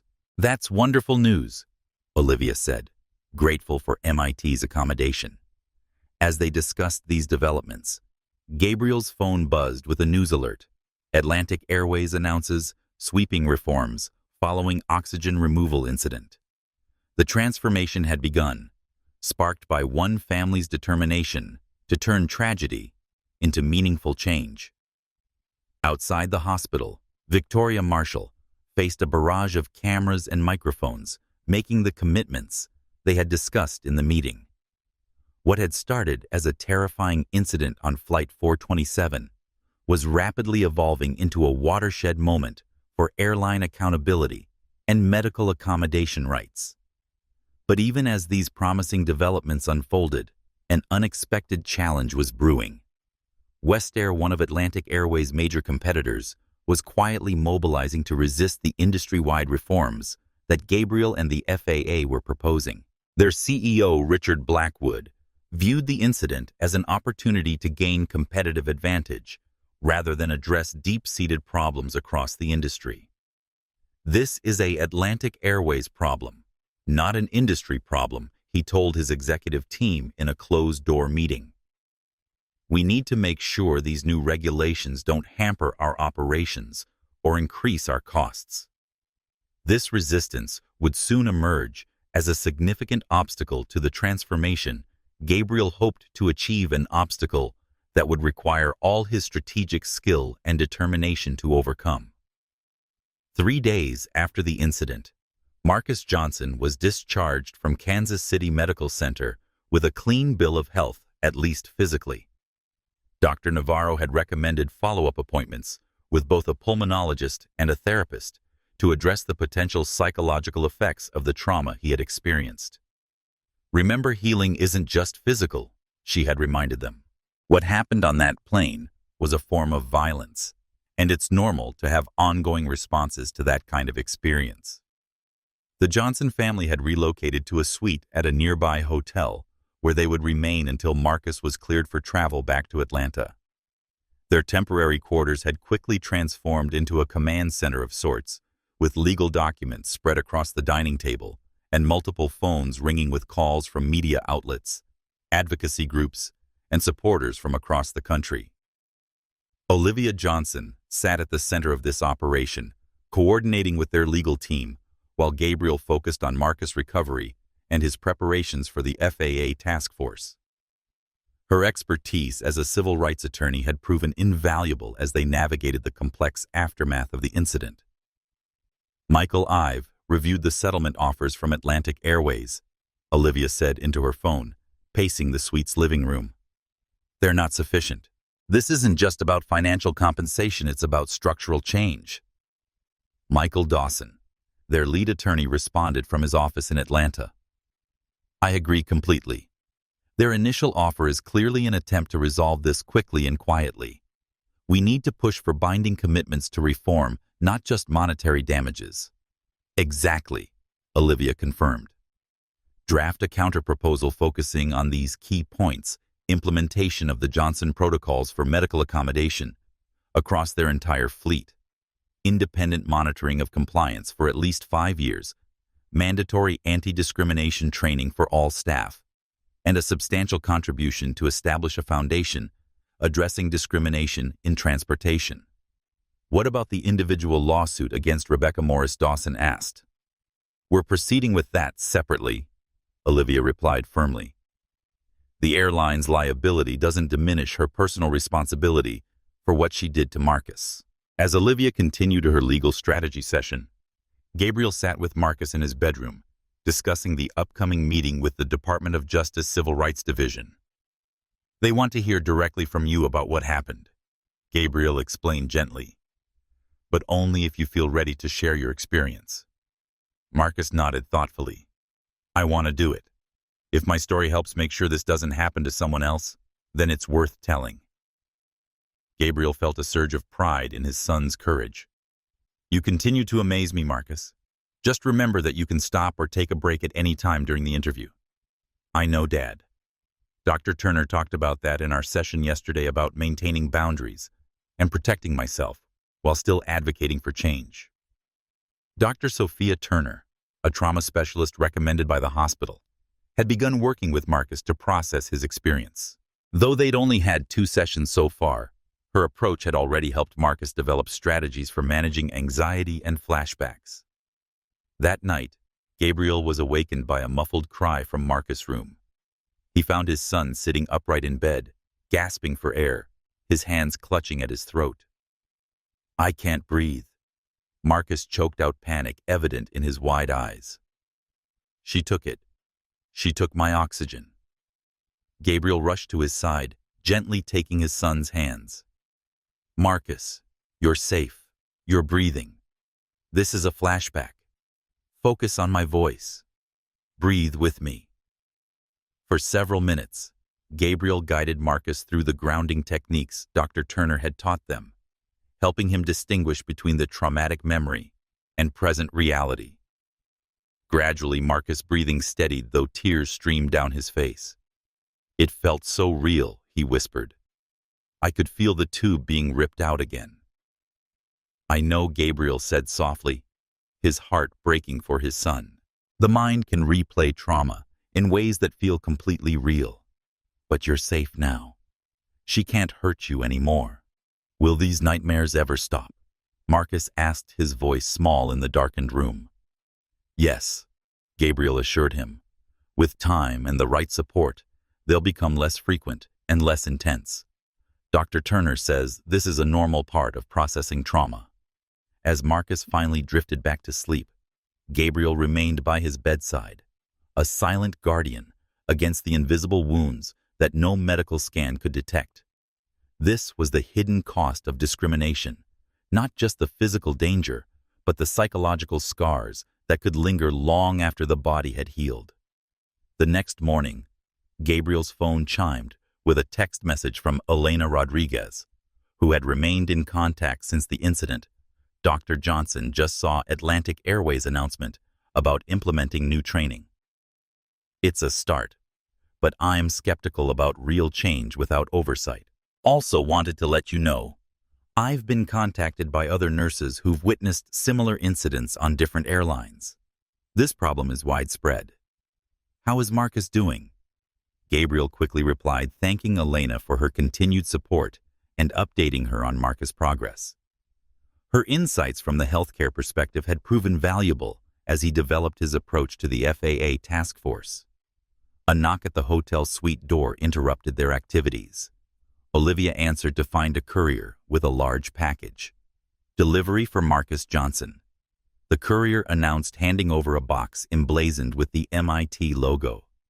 Marcus opened it eagerly, revealing an advanced tablet computer, several textbooks, and a personal note from Dr. Alexandra Hamilton.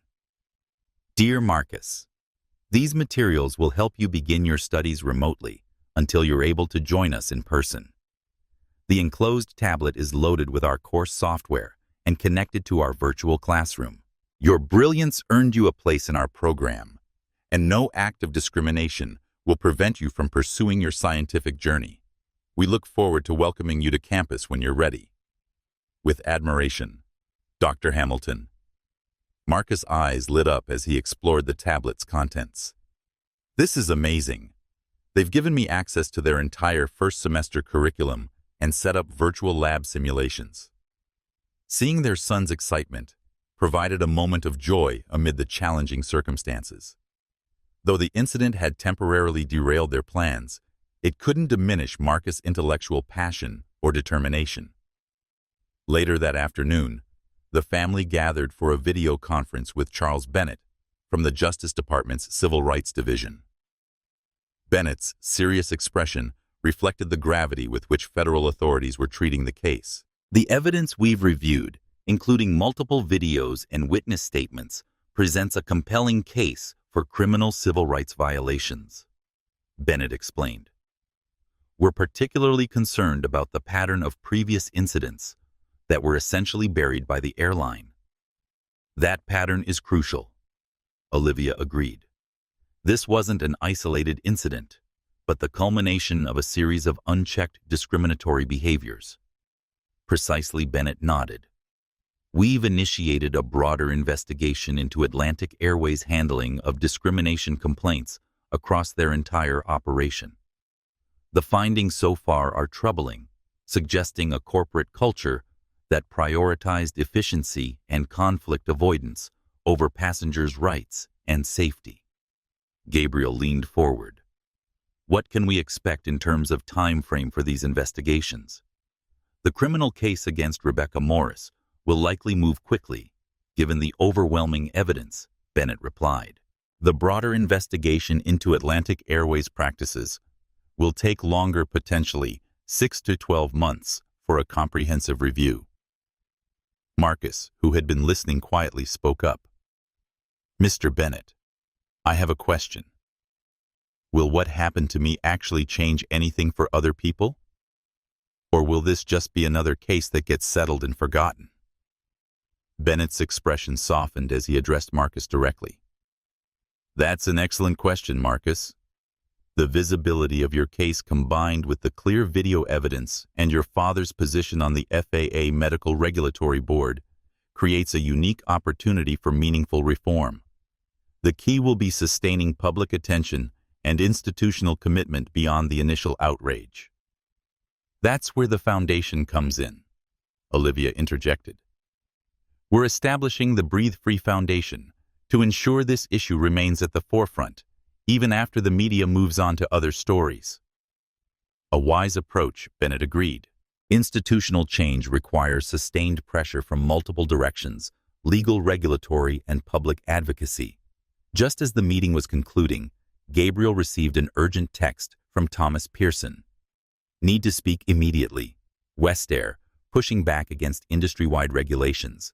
This was the first indication of the resistance that would soon emerge as a significant challenge to their reform efforts.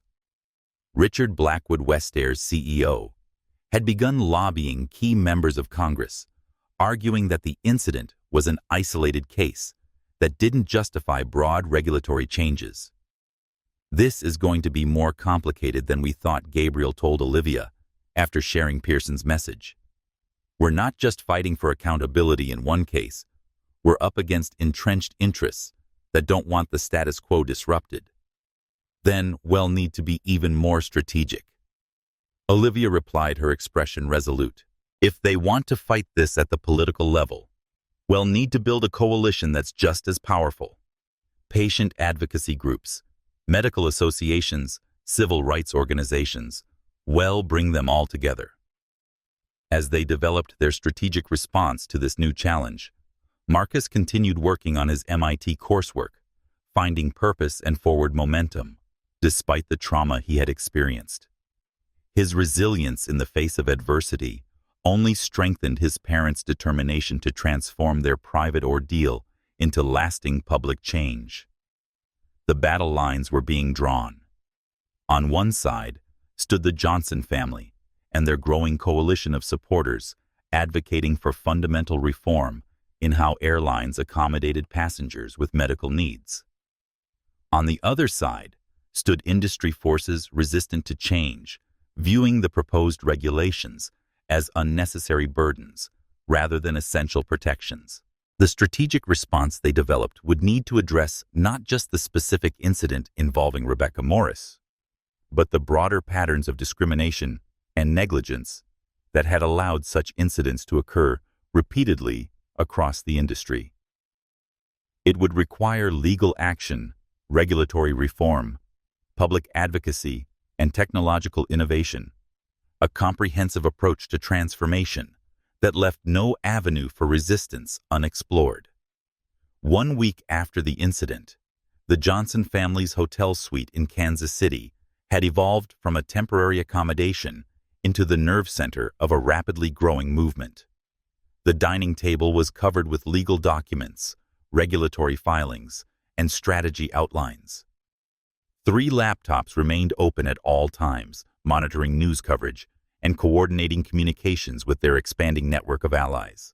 Olivia Johnson, drawing on her years of civil rights litigation experience, had assembled a formidable legal team that now included specialists in aviation law, disability rights, and federal civil rights enforcement. Today, they were conducting a virtual strategy session to coordinate the multiple legal actions in progress. "The criminal case against Rebecca Morris is proceeding rapidly," reported Sarah Chen, their criminal law specialist. "The prosecutor has filed charges of assault, reckless endangerment, and violation of civil rights.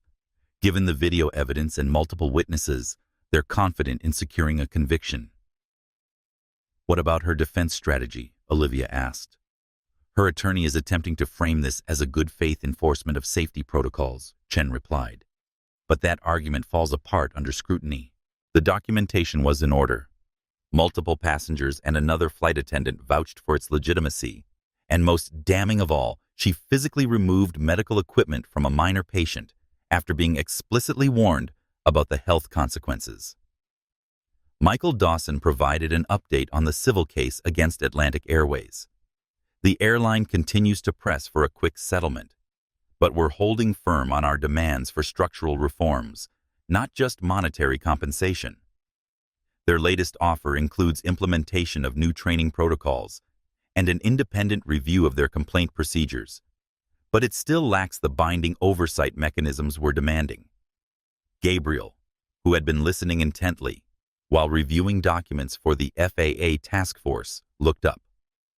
"We need to make it clear that this isn't just about Atlantic Airways making this problem go away. It's about transforming how the entire industry handles medical accommodations." "Exactly," Olivia agreed. "Which is why we've filed a parallel action with the Department of Transportation, requesting a comprehensive review of all major carriers' medical accommodation practices." As the legal team continued their discussion, Marcus worked in his bedroom on the MIT coursework.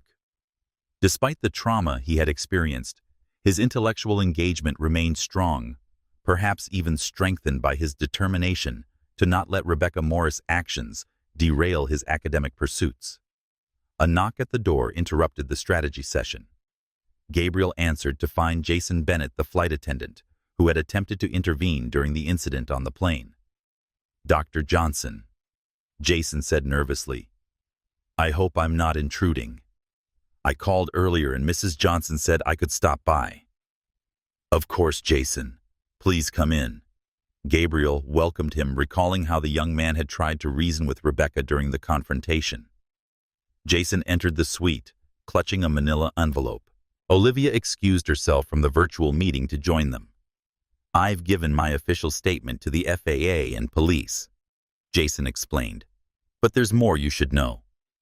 He opened the envelope and removed several documents. "These are internal reports I've compiled over the past 2 years, documenting concerns about Rebecca's behavior toward passengers with medical needs and passengers of color." Gabriel and Olivia exchanged surprised glances as they reviewed the documents. "You filed these reports with management?" Olivia asked. Jason nodded grimly. "Every single one. They were consistently downplayed, misclassified as customer service issues rather than discrimination complaints, or simply buried. After my 3rd report, a supervisor told me unofficially to focus on my own performance and stop creating unnecessary paperwork." "This is extremely valuable evidence," Olivia said, carefully examining each document. "It establishes a clear pattern of both discriminatory behavior and corporate negligence in addressing it." "There's more," Jason continued. "I'm not the only one who reported concerns. At least 4 other flight attendants filed similar reports over the past 3 years. We've formed a group willing to testify about the airline's handling of these situations." Gabriel's expression was both grateful and determined. "Jason, your courage in coming forward with this information will make a real difference, not just for our case, but for changing the culture that allowed this to happen." "I should have done more on the flight," Jason said, regret evident in his voice. "When I saw her approach Marcus again after the turbulence, I knew she was going to escalate the situation, but I didn't intervene forcefully enough." "You tried to reason with her within the constraints of your position," Gabriel assured him. "Many others would have simply looked away. The fact that you're here now, bringing this evidence forward, speaks to your character." After Jason departed, promising to remain in contact and testify when needed, Gabriel and Olivia added his documents to their growing case file. "This changes the landscape significantly," Olivia observed. "These internal reports establish that Atlantic Airways had clear notice of the problem and deliberately chose to ignore it.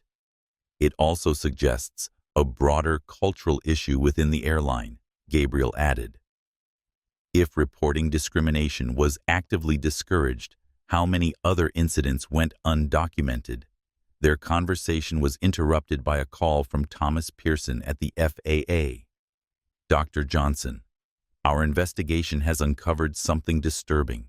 It appears Atlantic Airways maintained 2 separate tracking systems for passenger complaints, an official database that was shared with regulators during audits, and an internal review system where discrimination complaints were reclassified and essentially hidden from oversight.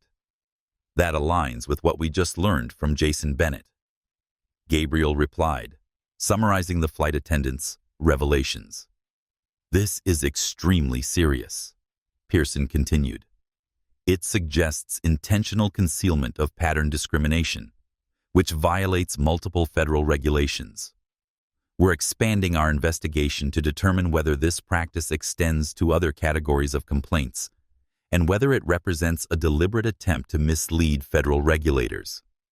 As Gabriel relayed this update to Olivia, Marcus emerged from his room having completed his day's coursework.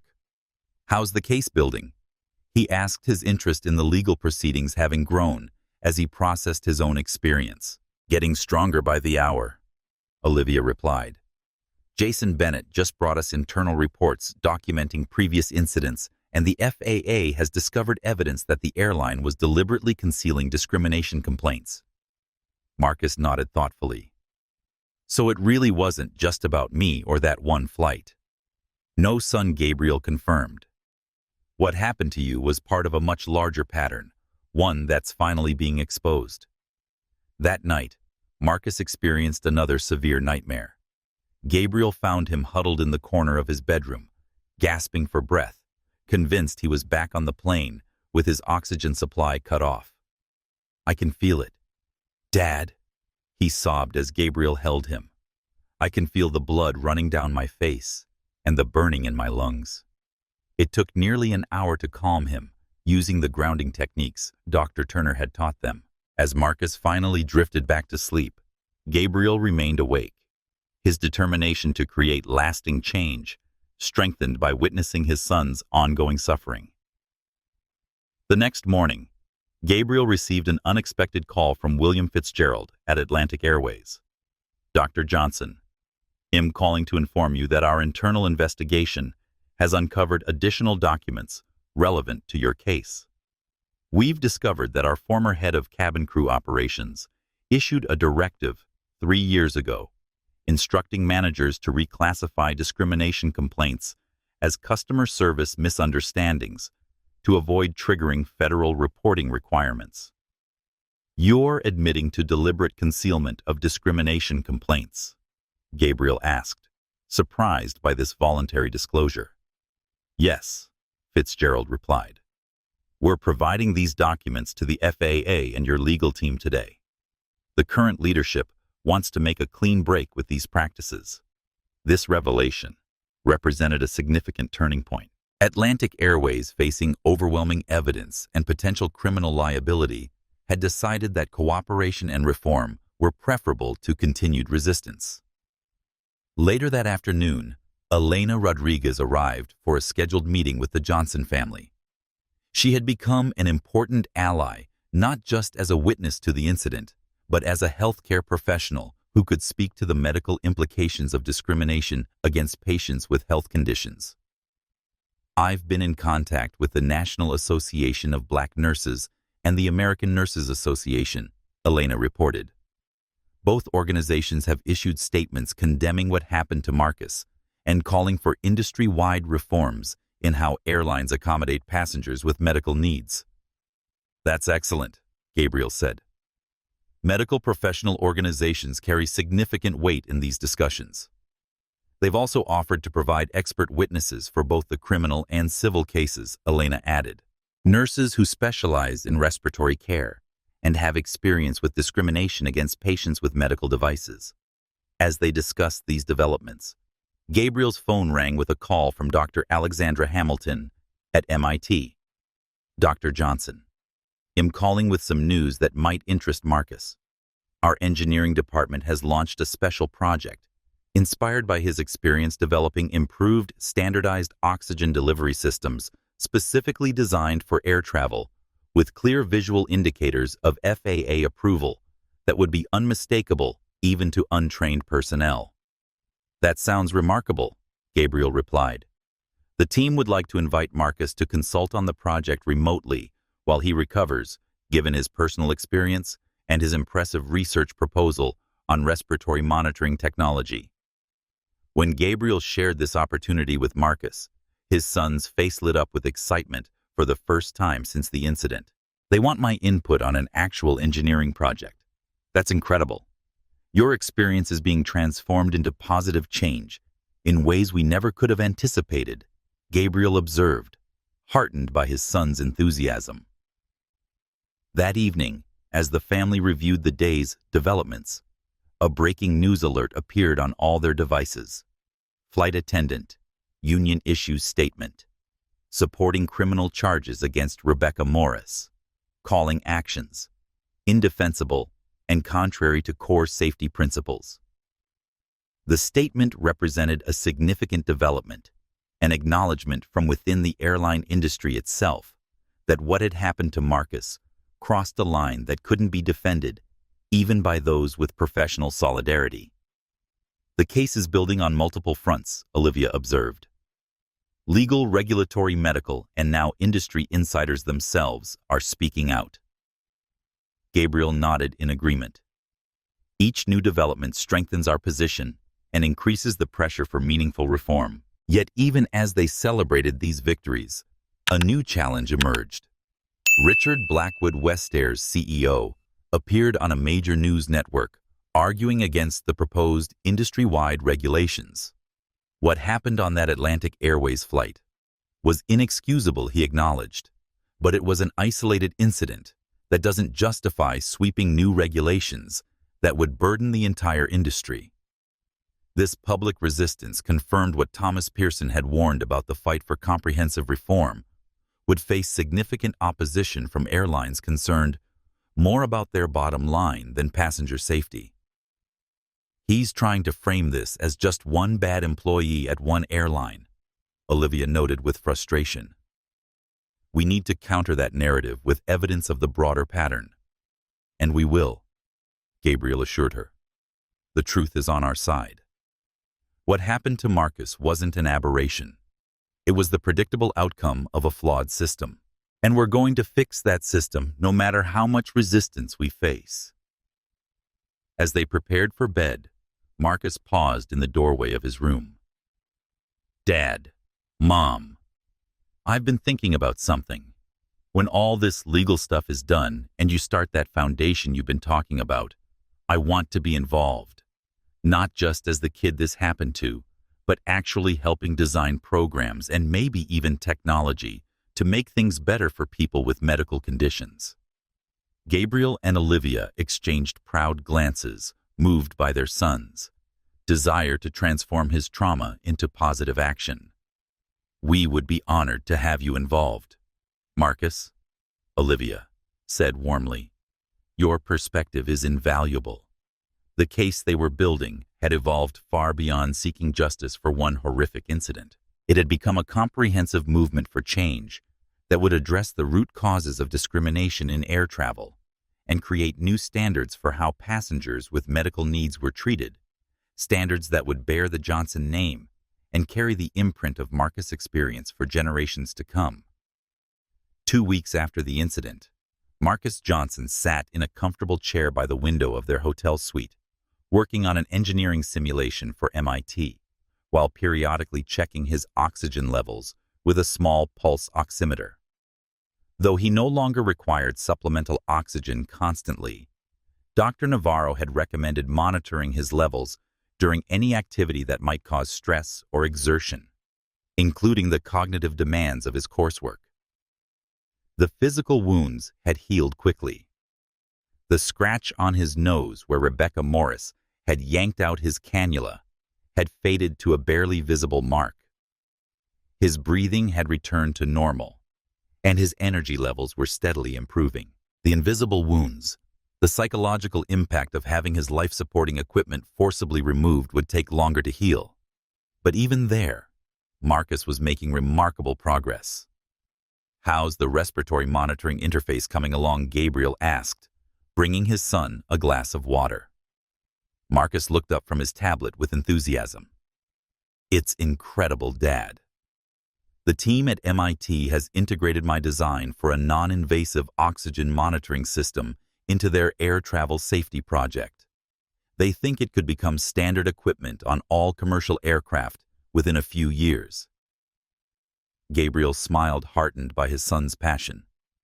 From the beginning, they had agreed that Marcus' recovery wouldn't be defined solely by healing from trauma, but by reclaiming his future and transforming his experience into something positive. The doorbell rang, announcing the arrival of Dr. Sophia Turner for Marcus' therapy session. A specialist in trauma recovery, she had been working with Marcus using a combination of cognitive behavioral techniques and narrative therapy. Ready for our session, Marcus? She asked warmly. Definitely, Marcus replied, saving his work and setting aside the tablet. Gabriel excused himself to give them privacy, but Marcus stopped him. Actually, Dad, would you mind staying today? Dr. Turner and I have been talking about family involvement in recovery. I'd be honored, Gabriel replied, taking a seat across from them. Dr. Turner smiled approvingly. We've been working on reframing the narrative of what happened. Marcus, would you like to share some of that work with your father? Marcus nodded.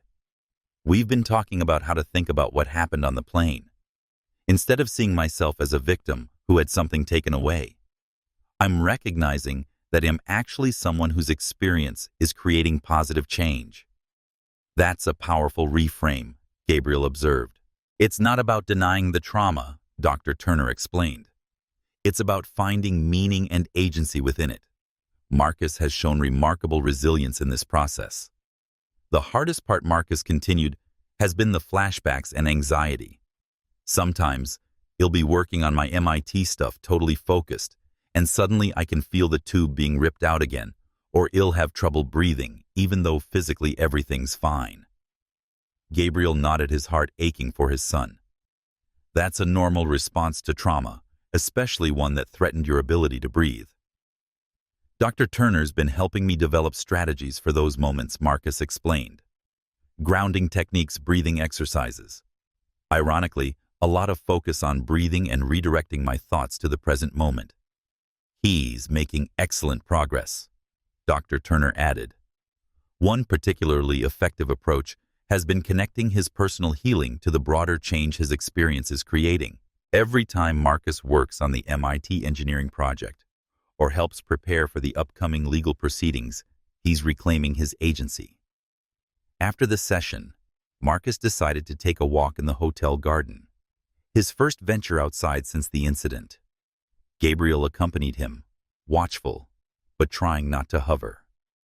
It feels weird, being outside again, Marcus admitted, as they strolled along a stone path, bordered by flowering shrubs. Like I've been in a bubble. That's normal. After trauma, Gabriel assured him. The world can feel different sometimes, threatening, sometimes just strange. They found a bench near a small fountain and sat in comfortable silence for a moment, listening to the water. Then Marcus spoke, his voice thoughtful. Last night, I had that nightmare again, the one where I'm back on the plane and she's taking my oxygen.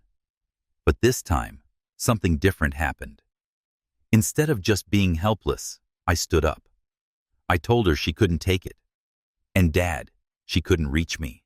Gabriel felt a surge of hope at this development. That sounds like a significant change.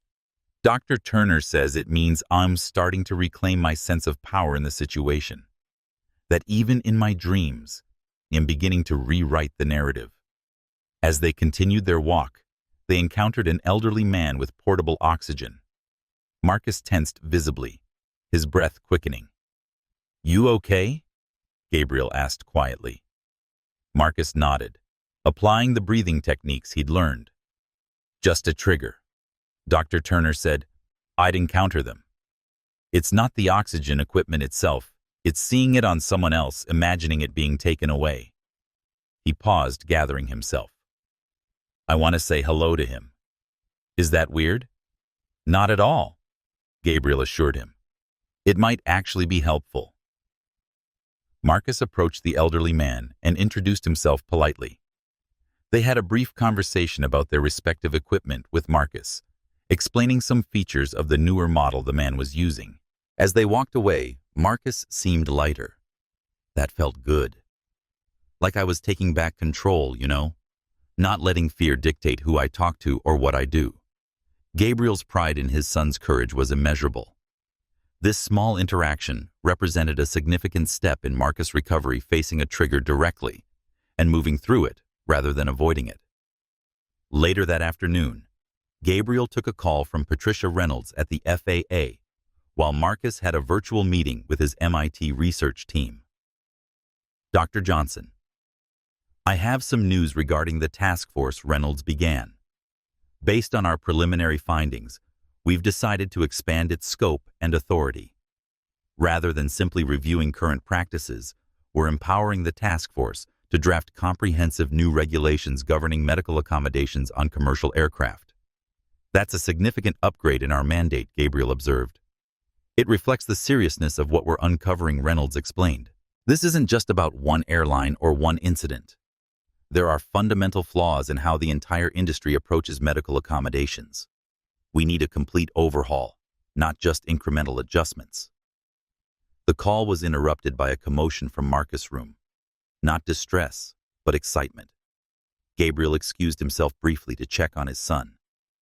"Dad." Marcus called out, his face animated. "The MIT team just tested my monitoring system prototype, and it works." "Look." He turned his tablet to show a simulation of his design, a sleek, unobtrusive device that could verify medical equipment status with a simple scan, eliminating ambiguity and potential for discrimination. "That's fantastic, Marcus," Gabriel said, genuinely impressed by the innovation. "They want to call it the MedVerify system," Marcus continued excitedly. "And they think it could be adapted for all kinds of medical devices, not just oxygen equipment." Gabriel returned to his call with renewed optimism. His son wasn't just recovering. He was thriving, channeling his experience into innovation that could prevent others from facing similar discrimination. That evening, Marcus experienced a breakthrough in his recovery. During dinner at the hotel restaurant, their first public meal since the incident, he noticed a flight attendant in uniform at a nearby table. Instead of the panic attack such a sight might have triggered days earlier, he remained calm, applying the techniques Dr. Turner had taught him. "I saw her uniform and waited for the panic to hit," he told his parents. "But instead, I reminded myself that she wasn't Rebecca Morris, that most flight attendants are professionals who help passengers. And the fear just didn't take over." "That's remarkable progress," Marcus Olivia said, squeezing his hand. "It's not gone completely," he admitted. "I still felt anxious, but I controlled it instead of it controlling me." This milestone in Marcus' recovery coincided with a major development in their legal case.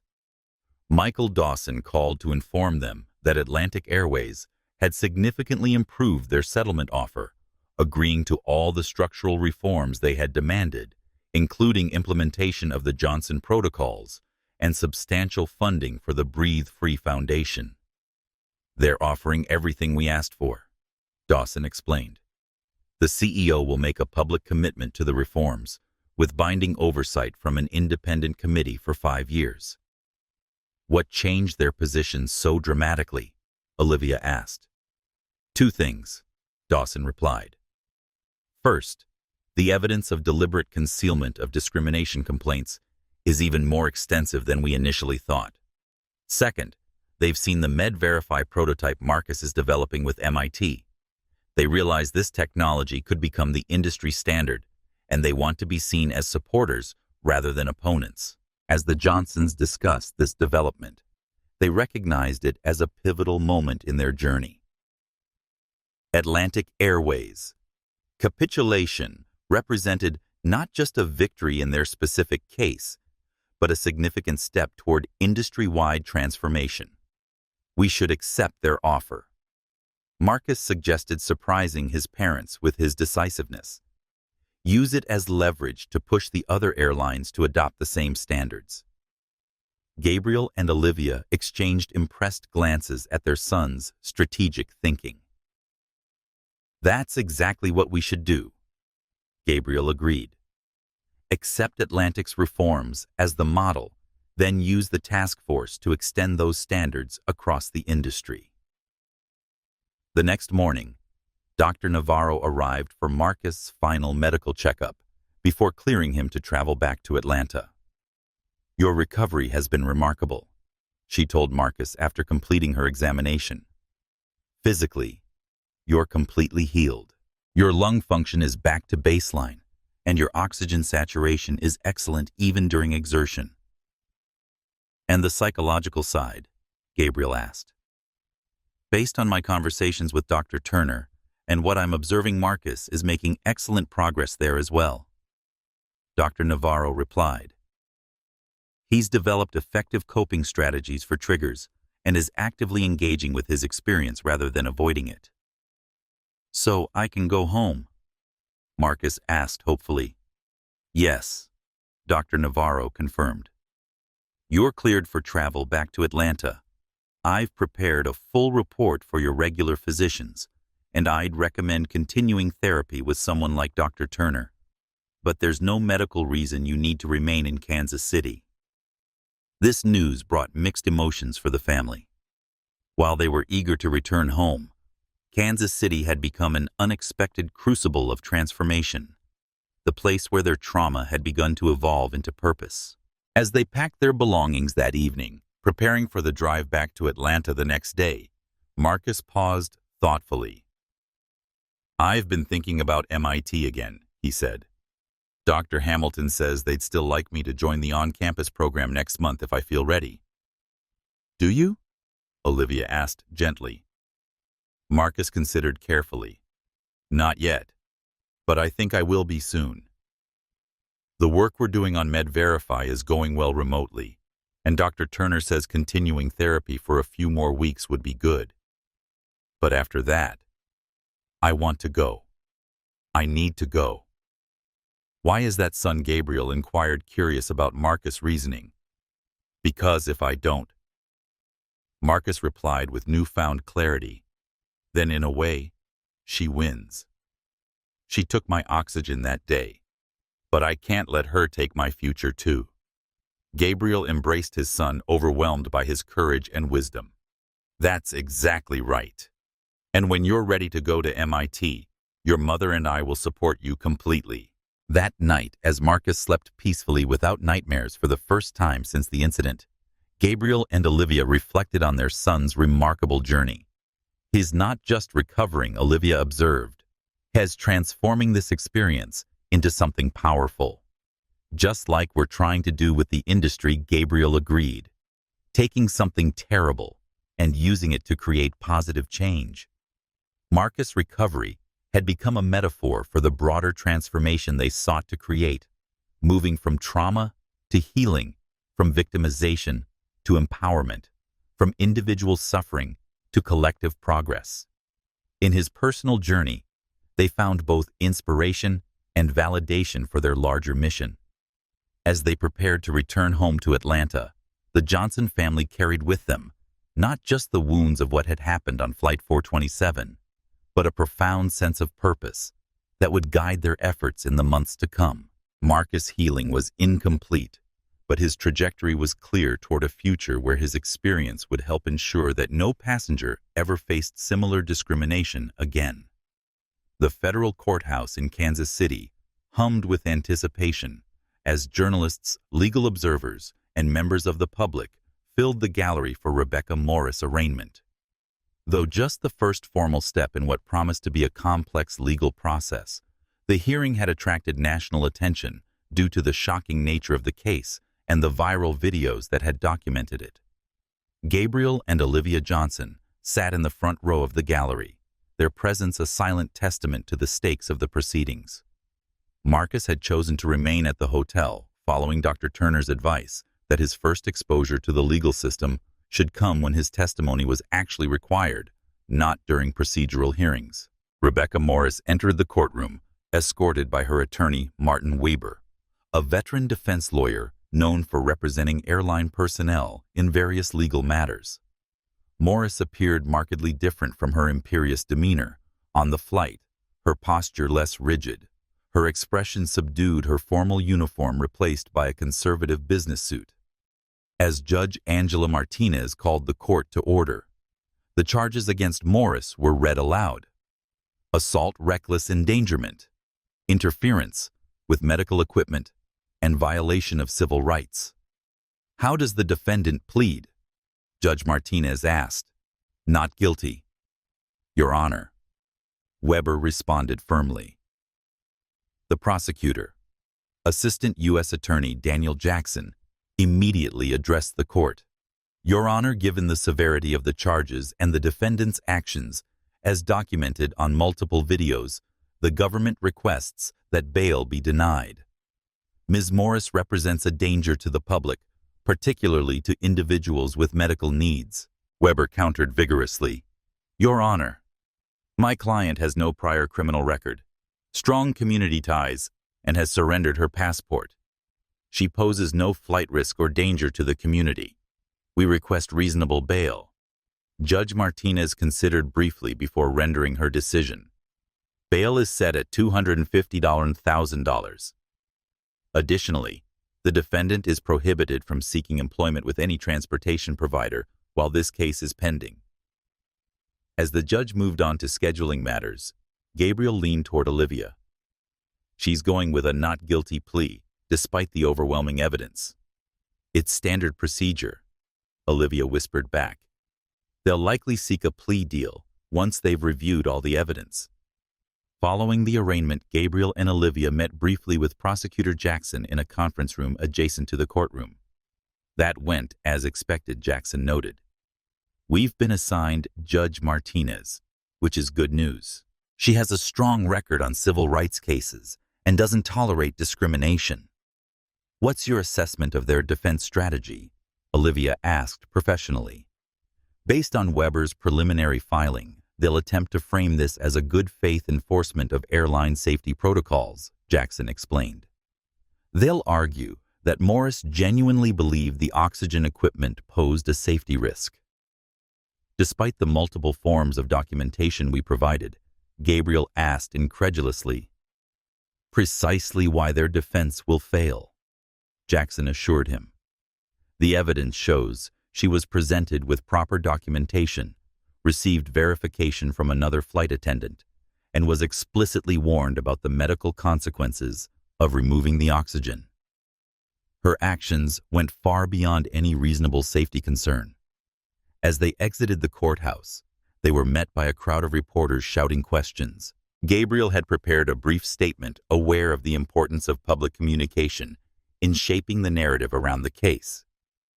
Today marks the beginning of a legal process that we hope will bring accountability not just for the actions taken against our son, but for a pattern of discrimination that has affected many passengers with medical needs, he stated calmly. While we cannot comment on the specific legal proceedings, we remain committed to ensuring that what happened to Marcus leads to meaningful change in how airlines accommodate passengers requiring medical equipment. Back at the hotel, they found Marcus engrossed in a virtual lab session with his MIT cohort, his tablet displaying a complex simulation of respiratory monitoring systems. He looked up eagerly when they entered. How did it go? He asked, pausing his work. She pleaded not guilty, Olivia explained, setting down her briefcase. It's a standard move at this stage. Marcus absorbed this information thoughtfully. Her attorney is going to argue that she really thought my oxygen concentrator was dangerous, isn't he? Gabriel nodded, impressed by his son's insight. That appears to be their strategy. But the evidence against that claim is overwhelming. I know, Marcus said quietly. The videos show her looking at all our documentation. She knew it was approved equipment. She just didn't think I belonged in first class with it. The simple truth of his statement hung in the air, the core of discrimination laid bare. Later that afternoon, they received a visit from Thomas Pearson, who had flown in for both the arraignment and meetings related to the FAA investigation. The legal proceedings against Morris are just one piece of a much larger puzzle, Pearson explained as they gathered in the suite's living room. Our investigation into Atlantic Airways has uncovered a troubling pattern of complaints being misclassified, downplayed, or simply buried. He opened his laptop, displaying a chart tracking discrimination complaints across multiple airlines. The problem extends far beyond one carrier. We're seeing industry-wide issues with how medical accommodation requests are handled, particularly when they involve passengers of color. What's the FAA's next step? Gabriel inquired. We're issuing immediate directives requiring all major carriers to review and report on their medical accommodation procedures within 30 days, Pearson replied. Concurrently, we're fast-tracking the formation of your task force to develop comprehensive new regulations. As they discussed the regulatory approach, a breaking news alert appeared on Gabriel's phone. Westair CEO Richard Blackwood forms coalition to oppose excessive regulation following oxygen removal incident. This is what we feared, Pearson said grimly. Blackwood has assembled a group of smaller carriers to resist the reforms. They're arguing that industry-wide regulations based on one incident are disproportionate. One incident, Gabriel echoed incredulously. Your own investigation has uncovered dozens of similar cases across multiple airlines. That's the narrative we need to counter. Pearson agreed. Blackwood is framing this as an isolated event, rather than a symptom of widespread failures. Olivia's legal mind immediately began formulating a response. We need to make this personal for them. Arrange meetings between airline executives and passengers who've experienced discrimination. Make them look these people in the eye and explain why proper medical accommodations are too burdensome. An excellent strategy. Pearson nodded. And it aligns with something else I wanted to discuss. The House Transportation Committee is planning hearings on airline accommodation of passengers with medical needs. They'd like you and Marcus to testify. Gabriel exchanged a glance with Olivia. Marcus has been making excellent progress in his recovery, but testifying before Congress would be a significant stress. We'd need to discuss it with his therapist. Of course, Pearson agreed. The hearings won't be scheduled for at least a month, which gives him time to prepare if he decides to participate. Later that evening, Gabriel approached Marcus about the congressional testimony. To his surprise, his son responded with immediate enthusiasm. I want to do it, Dad. I need to do it. If Congress is going to make laws about this, they should hear directly from someone it happened to. It would be stressful, Gabriel cautioned. Lots of people, cameras, difficult questions. I know, Marcus acknowledged. But Dr. Turner has been helping me prepare for the criminal trial anyway. This isn't so different.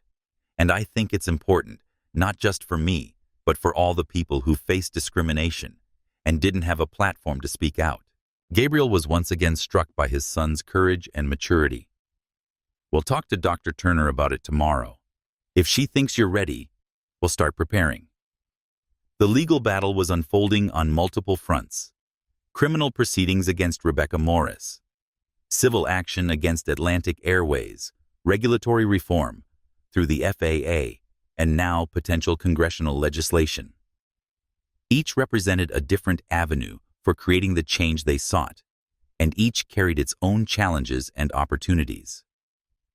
But even as these formal processes advanced, an unexpected development added a new dimension to their efforts.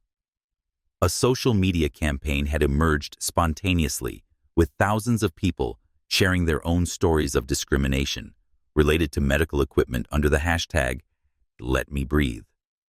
The movement had gained such momentum that major medical device manufacturers had begun contacting Marcus about his MedVerify technology.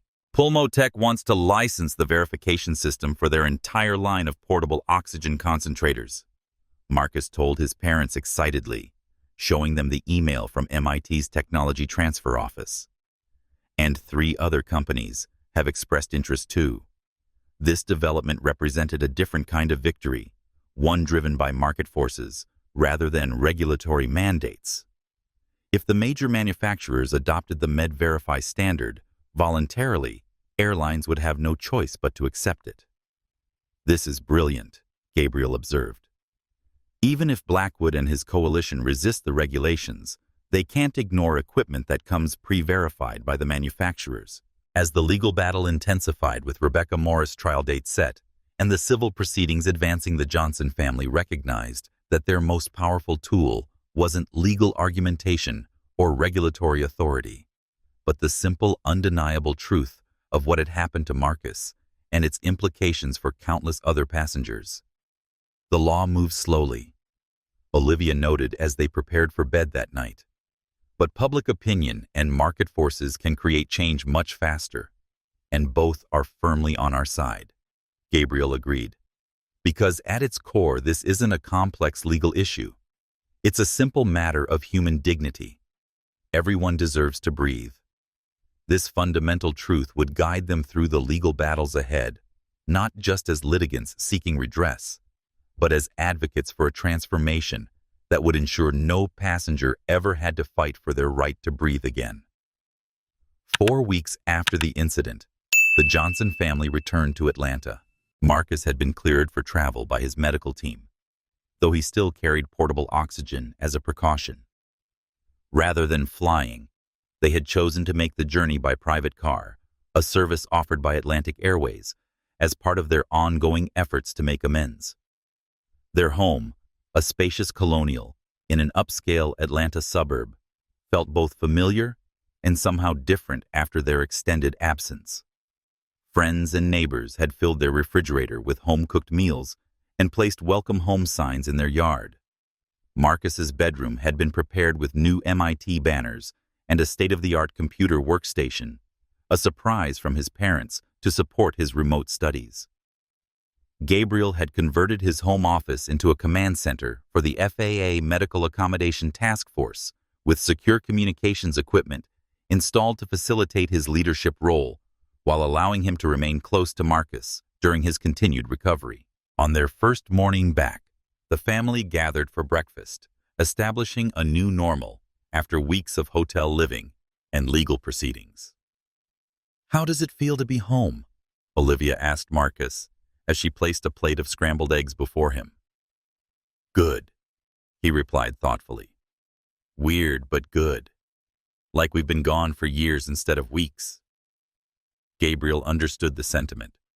Their lives had transformed so dramatically that returning to familiar surroundings created an almost surreal juxtaposition. "Your first virtual presentation to the airline executives is today, right?" Gabriel asked, pouring coffee. Marcus nodded, a mix of determination and nervousness evident in his expression. "Dr. Hamilton and I have been preparing all week. The respiratory monitoring system is just phase 1 of what we're proposing." "You're going to be amazing," Olivia assured him. "No one can speak to this issue more powerfully than you." After breakfast, Gabriel connected to his first official task force meeting from his home office. The wall-mounted screens displayed faces of FAA officials, medical experts, airline representatives, and disability advocates who comprised the diverse committee. "Welcome to the inaugural meeting of the Medical Accommodation Reform Task Force," Patricia Reynolds began. "As you know, we've assembled this group in response to serious deficiencies in how airlines accommodate passengers with medical needs. Dr. Gabriel Johnson will serve as our chair, bringing both medical expertise and, unfortunately, personal experience with these deficiencies." Gabriel addressed the group with the calm authority that had defined his surgical career. "Thank you, Administrator Reynolds. What happened to my son represents a catastrophic failure at multiple levels: individual prejudice, inadequate training, corporate negligence, and regulatory gaps. Our task is to address each of these dimensions through comprehensive reform." He displayed a detailed agenda on the shared screen. "Well, begin by examining current regulations and their enforcement. Then review training protocols across major carriers, evaluate complaint handling procedures, and finally develop new standards that ensure medical accommodations are handled with both competence and dignity." The meeting proceeded with a methodical review of current practices, revealing troubling inconsistencies across airlines and numerous gaps in regulatory oversight. What emerged most clearly was a pattern of medical accommodation issues being treated as customer service matters rather than safety and civil rights concerns, a categorization that diminished their importance and limited accountability. This misclassification is at the heart of the problem, noted Dr. Maria Alvarez, a pulmonologist specializing in travel medicine. When medical accommodation issues are labeled as customer service complaints, they're handled by personnel without medical training and evaluated according to satisfaction metrics rather than safety and rights standards. William Fitzgerald, now interim CEO of Atlantic Airways, spoke with surprising candor. "I can confirm that this misclassification occurred systematically at our airline. Complaints about medical equipment handling were routinely diverted to customer relations rather than safety or compliance departments." "Was this deliberate?" asked Carl Wright from the Civil Rights Division. Fitzgerald hesitated before responding. "The system evolved over time, but yes, There was awareness that categorizing these issues as service complaints rather than safety or discrimination matters limited legal and regulatory exposure. This frank admission created a ripple of reactions among the participants. Gabriel moved the discussion forward productively. Our goal isn't to assign blame, but to identify the root causes of these failures so we can address them effectively. Mr. Fitzgerald's transparency is precisely what we need to develop meaningful reforms. Just as the meeting was progressing to specific recommendations, a new face appeared on the video conference, Richard Blackwood, CEO of Westair, who had been invited as a representative of the airline coalition opposing the reforms. Dr. Johnson, while I appreciate the thorough analysis, I must express concern about the scope and speed of the changes being proposed. Blackwood stated smoothly, "What happened to your son was truly unfortunate, but creating sweeping new regulations based on one incident seems disproportionate." Gabriel maintained his professional composure, but his voice took on a steely edge. "Mr. Blackwood, this isn't about one incident.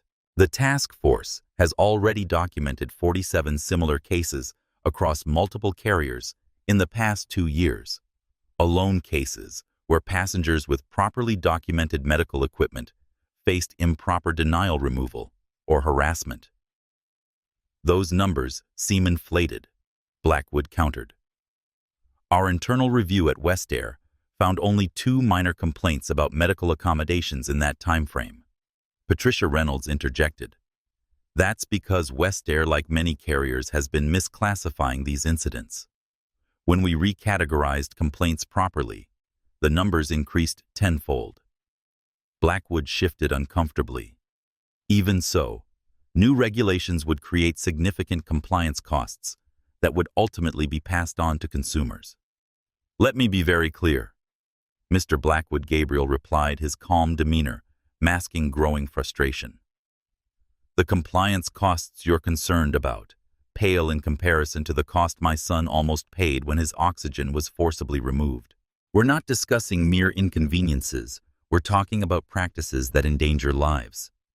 The confrontation highlighted the resistance they would face from portions of the industry that viewed medical accommodations as a burden rather than a fundamental safety requirement.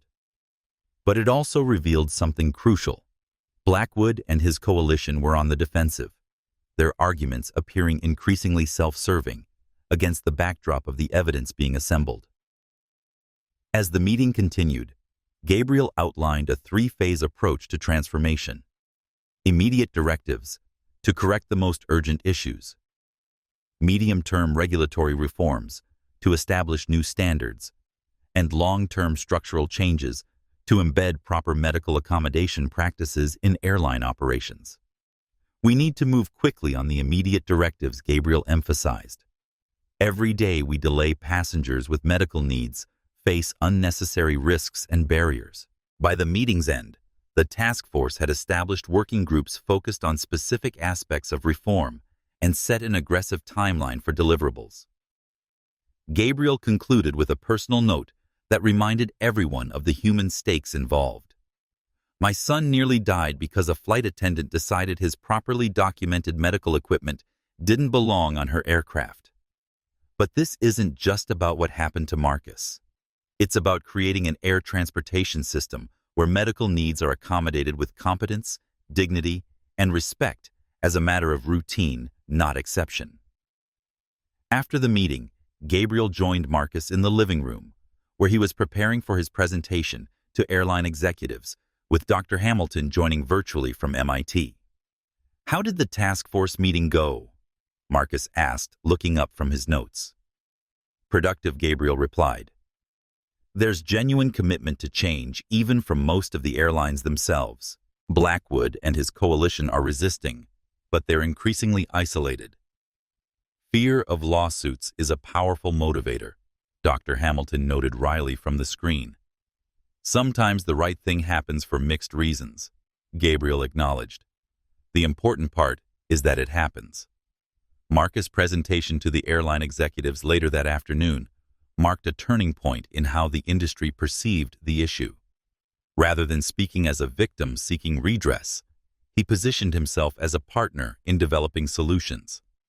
The technology we're developing at MIT isn't just about preventing incidents, like what happened to me, he explained, displaying the prototype monitoring system.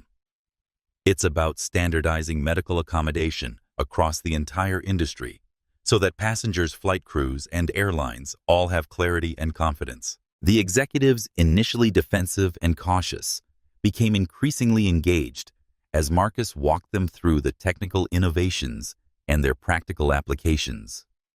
His combination of personal experience and scientific expertise created a compelling case that no professional presentation could have matched. "What impresses me most," commented the CEO of Northern Airlines, "is that you've approached this as an opportunity to innovate rather than simply criticize. This technology could transform how we handle medical accommodations." The presentation's success represented a significant breakthrough in their campaign for industry-wide reform. By offering a concrete solution alongside their critique, the Johnson family had shifted the conversation from resistance to collaboration. That evening, as they celebrated this achievement with a family dinner, Gabriel received an unexpected call from Richard Blackwood. "Dr. Johnson, I wanted to speak with you directly after seeing your son's presentation today.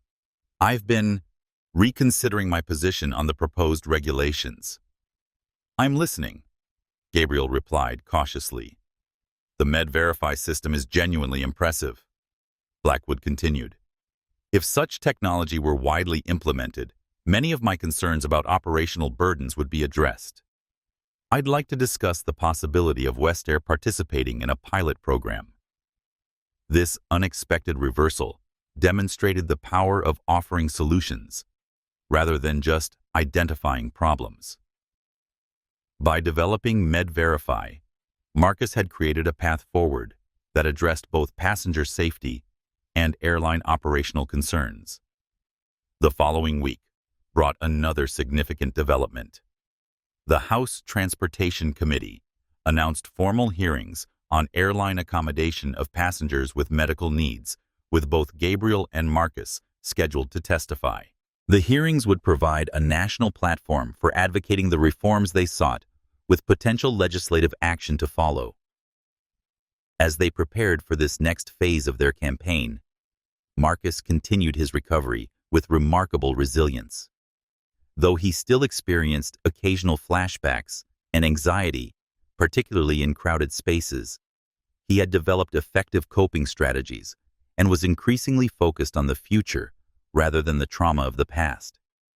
"I had a thought today," he told his parents as they reviewed his congressional testimony draft. "What if this whole experience wasn't something that happened to me, but something that happened for all the people who needed these changes but didn't have a voice?" Olivia embraced her son, moved by his perspective. "That's exactly right, Marcus. You're turning your pain into purpose, and that's the most powerful response possible to what happened." As the date for the congressional hearings approached, the Johnson family's efforts on multiple fronts began to coalesce into a coordinated movement for change. The task force had developed preliminary recommendations that would fundamentally alter how airlines handled medical accommodations. The MIT technology was advancing rapidly toward commercial testing, and public awareness of the issues had reached unprecedented levels, with major media outlets continuing to cover developments in the case and its broader implications. The transformation they had set in motion was no longer dependent on their personal advocacy alone. It had developed its own momentum, with airlines recognizing that proper medical accommodation wasn't just a regulatory requirement, but a business advantage and safety imperative. What Rebecca Morris had intended as an assertion of authority over a passenger she deemed unworthy of accommodation had instead catalyzed a transformation that had redefined that authority entirely, replacing subjective judgment with clear standards, discriminatory practices with inclusive protocols, and institutional indifference with accountable oversight. The framework for this transformation was taking shape through what would soon be known throughout the industry as the Johnson Protocol's comprehensive standards for medical accommodation that would ensure no passenger ever experienced discrimination like Marcus had faced again. The congressional hearing room hummed with anticipation as cameras were positioned and microphones tested. The House Transportation Committee's special session on medical accommodation and discrimination in air travel had attracted unprecedented media attention, largely due to the scheduled testimony of Marcus Johnson, whose experience had become a national symbol of the issues at hand. Representative James Carter called the hearing to order with a solemn introduction. Today we examine troubling patterns in how airlines accommodate passengers with medical needs, particularly when those needs intersect with issues of race and perceived status. The incident involving Marcus Johnson has brought these long-standing problems into sharp focus, but evidence suggests his experience, while shocking, was not an isolated occurrence. Gabriel Johnson was the first witness called. Dressed in a conservative suit that conveyed both professionalism and gravity, he addressed the committee with the measured tone that had defined his medical career. Distinguished committee members, I appear before you today in several capacities: as a neurosurgeon, as a member of the FAA Medical Regulatory Board, as chair of the Medical Accommodation Reform Task Force, but most importantly, as the father of a child who nearly died because his medical needs were treated as suspicious rather than legitimate. Gabriel outlined the task force's preliminary findings, highlighting the institutional failures that had enabled Rebecca Morris' actions. What happened to my son was not simply the result of one flight attendant's prejudice. It reflected breakdown at multiple levels: training, inadequacies, misclassification of medical accommodation issues, systematic burial of discrimination complaints, and regulatory gaps that failed to ensure proper oversight. His testimony detailed the comprehensive reforms the task force was developing, including standardized training requirements, proper classification of medical accommodation as safety matters, independent review of discrimination complaints, and clear penalties for non-compliance. These reforms aren't just bureaucratic adjustments, Gabriel emphasized. They represent a fundamental shift in how airlines approach medical accommodation, from viewing it as an inconvenience to recognizing it as an essential safety matter and civil right. When Marcus was called to testify, a hush fell over the hearing room. At 16, he was younger than typical congressional witnesses, but his composed demeanor belied his age. Wearing a button-down shirt and tie with a small MIT pin on his lapel, he approached the microphone with quiet confidence. My name is Marcus Johnson. 3 months ago, I underwent surgery for a rare respiratory condition. My recovery required supplemental oxygen, especially during air travel. On May 15th, while flying to Boston to attend MIT's summer science program, a flight attendant physically removed my oxygen equipment despite being shown all required documentation.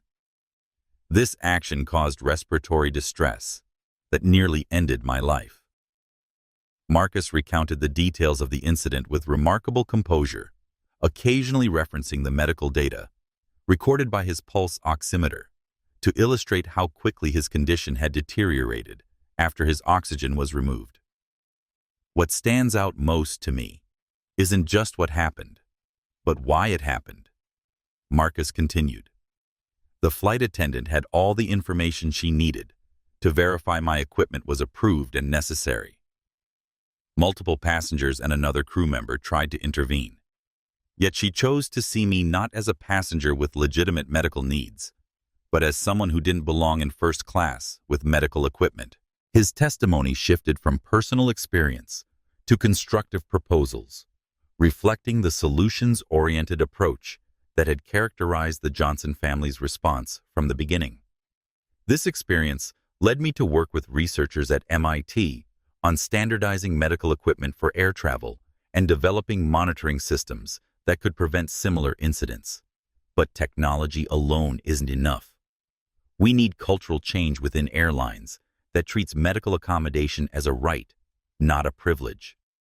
The committee members' questions reflected genuine engagement with the issues raised spanning technical details of medical equipment regulations to broader concerns about discrimination in transportation. Representative Sofia Martinez addressed Marcus directly. "Your composure is remarkable given what you experienced. Could you tell us more about the technology you're developing at MIT and how it might prevent similar incidents?" Marcus explained the respiratory monitoring system with the clarity of a born educator, making complex technical innovations accessible to the legislators and public audience. The system provides real-time verification of medical necessity and equipment approval that can be instantly validated by any crew member through a standardized interface. This eliminates subjective judgments about whether equipment looks right or documentation is suspicious. As the hearing progressed, Gabriel introduced a concept that would ultimately become the centerpiece of the transformation they sought to create. What we're proposing goes beyond regulatory reform. We're establishing the Breathe Free Foundation to serve as a permanent advocate for passengers with medical needs and a resource for both travelers and airlines navigating these complex issues. He outlined the Foundation's 3 core missions: education for passengers about their rights and proper documentation, training for airline personnel on medical accommodation, and ongoing advocacy to ensure regulations evolved with changing medical technologies and needs. This foundation will ensure that the momentum created by my son's experience doesn't dissipate once media attention moves elsewhere, Gabriel explained. It will serve as a watchdog educator and innovator, driving continuous improvement in how our transportation system accommodates medical needs. The committee members responded with unusual bipartisan support for the initiative. Representative Carter concluded the hearing with a commitment rarely heard in congressional proceedings. Dr. Johnson Marcus, your testimony today has illuminated issues that demand immediate attention. This committee will draft legislation incorporating the task force recommendations and establishing formal congressional support for the standards your foundation is developing. Following the hearing, the Johnson family met briefly with reporters in the Capitol Rotunda.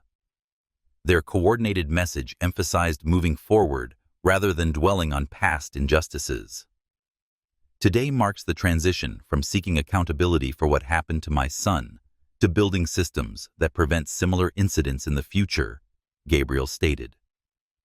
The Johnson Initiative, encompassing both the regulatory reforms and our new foundation, represents our family's commitment to transforming this painful experience into positive change. Marcus, standing confidently beside his father, added, "The best response to discrimination isn't just punishment for those who discriminate. It's creating structures that make discrimination both difficult to execute and impossible to hide." Their return to Atlanta brought a flurry of activity as the Johnson Initiative took concrete form. Within 2 weeks of the congressional hearing, the Breathe Free Foundation had secured office space, initial staff, and commitment from major corporations for multi-year funding. Elena Rodriguez, whose nursing expertise and first-hand witness to the incident made her uniquely qualified, accepted the position of Director of Medical Advocacy. Jason Bennett, the flight attendant who had attempted to intervene during the incident, joined as Director of Industry Training, bringing invaluable insider perspective on airline operations. The foundation quickly established 3 core programs: the Travelers Resource Center, providing guidance and support for passengers with medical needs; the Industry Standards Initiative, developing best practices for airlines; and the Advocacy Action Network, mobilizing support for policy reforms. Marcus, while continuing his MIT studies, took an active role in the Foundation's Technology Advisory Committee, ensuring that innovation remained central to their approach. His work on the respiratory monitoring system had expanded to include a broader range of medical devices commonly used in air travel. During a Foundation board meeting, 6 weeks after its formation, Gabriel reported on the remarkable progress they had already achieved. The FAA has officially adopted our recommendation to reclassify medical accommodation issues as safety matters rather than customer service concerns. This single change creates a completely different framework for accountability and enforcement. Olivia added legal context to the significance of this shift. Under the previous classification, airlines faced minimal consequences for accommodation failures. Now, these incidents will trigger the same regulatory responses as other safety violations, including potential fines and operational restrictions. Elena Rodriguez shared updates on their educational initiatives. We've developed comprehensive guidance for passengers traveling with medical equipment, including templates for documentation and step-by-step protocols for addressing any concerns that arise during travel. These resources are already being distributed through medical providers, patient advocacy groups, and directly through our website. Jason Bennett reported on the industry training program. We've secured commitments from 6 major carriers to implement our training modules for all flight crews. This standardized approach ensures consistent handling of medical accommodation requests, regardless of which airline a passenger chooses. The Foundation's rapid progress reflected both the urgency of the issues it addressed and the unique credibility the Johnson family brought to their advocacy. Where previous efforts to reform airline practices had often stalled in regulatory bureaucracy or corporate resistance, the Johnson initiative benefited from Marcus' compelling personal story, Gabriel's professional authority, and Olivia's legal expertise. 8 weeks after the congressional hearing, President Laura Mitchell signed the Air Traveler Medical Rights Act legislation, directly inspired by Marcus' experience and incorporating many of the task force recommendations.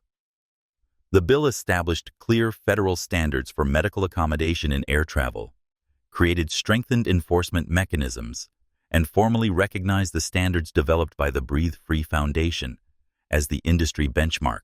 At the White House signing ceremony, President Mitchell acknowledged the Johnson family's pivotal role in bringing about this legislation.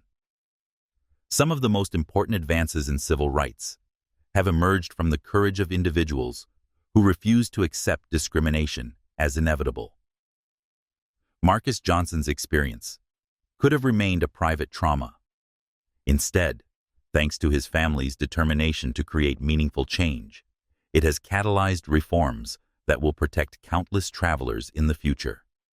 As Marcus watched the president sign the legislation named in his honor, he reflected on the extraordinary transformation that had unfolded since that terrifying moment when Rebecca Morris had ripped out his oxygen tube.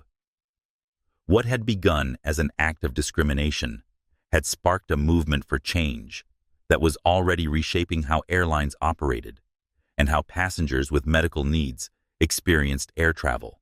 Later that evening, as the family returned to their hotel room, Marcus turned to his parents with thoughtful consideration. "I think I'm ready to fly to MIT," he said quietly. "Not just for a visit, but to actually start on campus this fall." Gabriel and Olivia exchanged surprised glances. They had assumed Marcus would continue his remote studies through at least the first semester. "Are you sure, son?" Gabriel asked. "There's no rush." Marcus nodded with determination. "I'm sure. I can't let fear keep me from moving forward. Besides, how can I advocate for others to fly with medical equipment if I'm not willing to do it myself?" This decision, simple yet profound, embodied the spirit that had defined the Johnson family's response from the beginning. Rather than allowing trauma to constrain their future, they had transformed it into a catalyst for both personal growth and societal change. The Johnson Initiative had emerged as far more than a response to a single incident of discrimination. It had become a comprehensive movement for reform, addressing institutional failures at multiple levels and creating new standards for how medical needs were accommodated in transportation.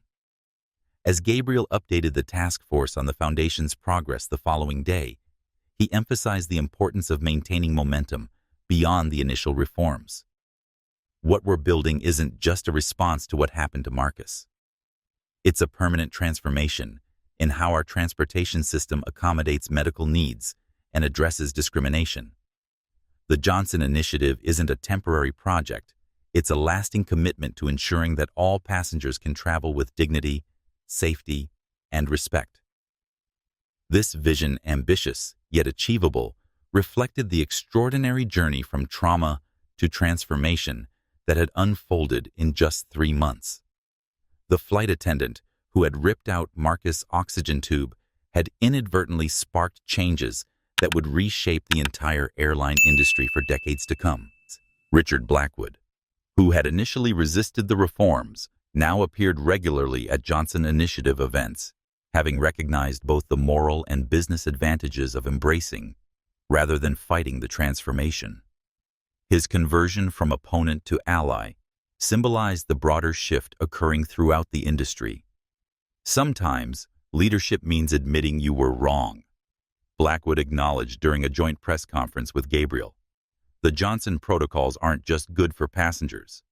They're good for airlines. They provide clarity, consistency, and confidence for everyone involved.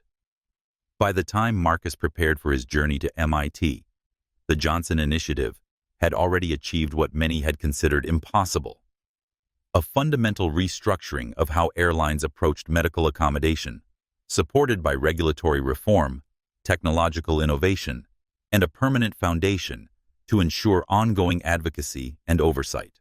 What had begun as a family's response to a traumatic experience had evolved into a movement that would protect countless passengers for generations to come, ensuring that no one would ever again have to fight for their right to breathe while traveling. The federal courthouse in Kansas City presented an imposing facade as the Johnson family arrived for Rebecca Morris' sentencing hearing. Though Morris had pleaded guilty to assault and reckless endangerment months earlier, the formal sentencing had been delayed to allow time for the preparation of victim impact statements and consideration of the broader implications of the case. For Marcus, returning to Kansas City stirred complex emotions. This city had been the site of his medical emergency and initial hospitalization after the incident. Now it would be the place where legal accountability was finally established for the woman who had endangered his life. "Are you ready for this?" Gabriel asked his son quietly as they approached the courthouse steps where media had gathered in anticipation of their arrival. Marcus nodded, his expression determined. "I've been preparing my statement for weeks. This is my chance to speak directly to her about what happened." Inside the courtroom, the atmosphere was solemn as Judge Angela Martinez called the proceedings to order. Rebecca Morris sat at the defense table beside her attorney Martin Weber. She looked markedly different from the imperious flight attendant who had yanked out Marcus' oxygen tube, her posture less rigid, her expression subdued, her flight uniform replaced by a conservative suit. "Today, we conclude the case of United States versus Rebecca Morris," Judge Martinez began. "The defendant has pleaded guilty to assault and reckless endangerment. Before pronouncing sentence, I will hear impact statements from those affected by these crimes." Marcus was called forward first. At 17, he carried himself with remarkable poise as he approached the podium, his prepared statement in hand. The courtroom fell silent as he began to speak. "Your Honor, my name is Marcus Johnson. 3 months ago, while flying to an academic program, I had worked years to qualify for Rebecca Morris, removed my medically necessary oxygen equipment by force, causing me to experience respiratory distress that nearly ended my life." His voice remained steady as he recounted the terror of that moment, the sudden inability to breathe properly, the blood dripping from his nose, the panic as his consciousness began to fade. "What Ms. Morris took from me wasn't just oxygen. It was dignity, safety, and trust. She saw my medical equipment not as necessary for my survival, but as something that didn't belong in first class, especially when used by someone who looked like me." Marcus then shifted his statement in an unexpected direction, focusing not on his suffering, but on the broader implications of Morris' actions. "I'm not here to ask for the maximum punishment or to express hatred toward Ms. Morris. I'm here to ask that whatever sentence is imposed reflects the seriousness of discriminating against passengers with medical needs and creates deterrence against similar actions in the future. He concluded with remarkable grace. This case has sparked changes that will help protect others from experiencing what I did. Those changes matter more to me than any punishment.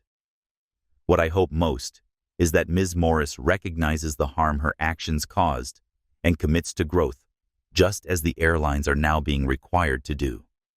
As Marcus returned to his seat, Gabriel squeezed his son's shoulder, immensely proud of his composure and maturity.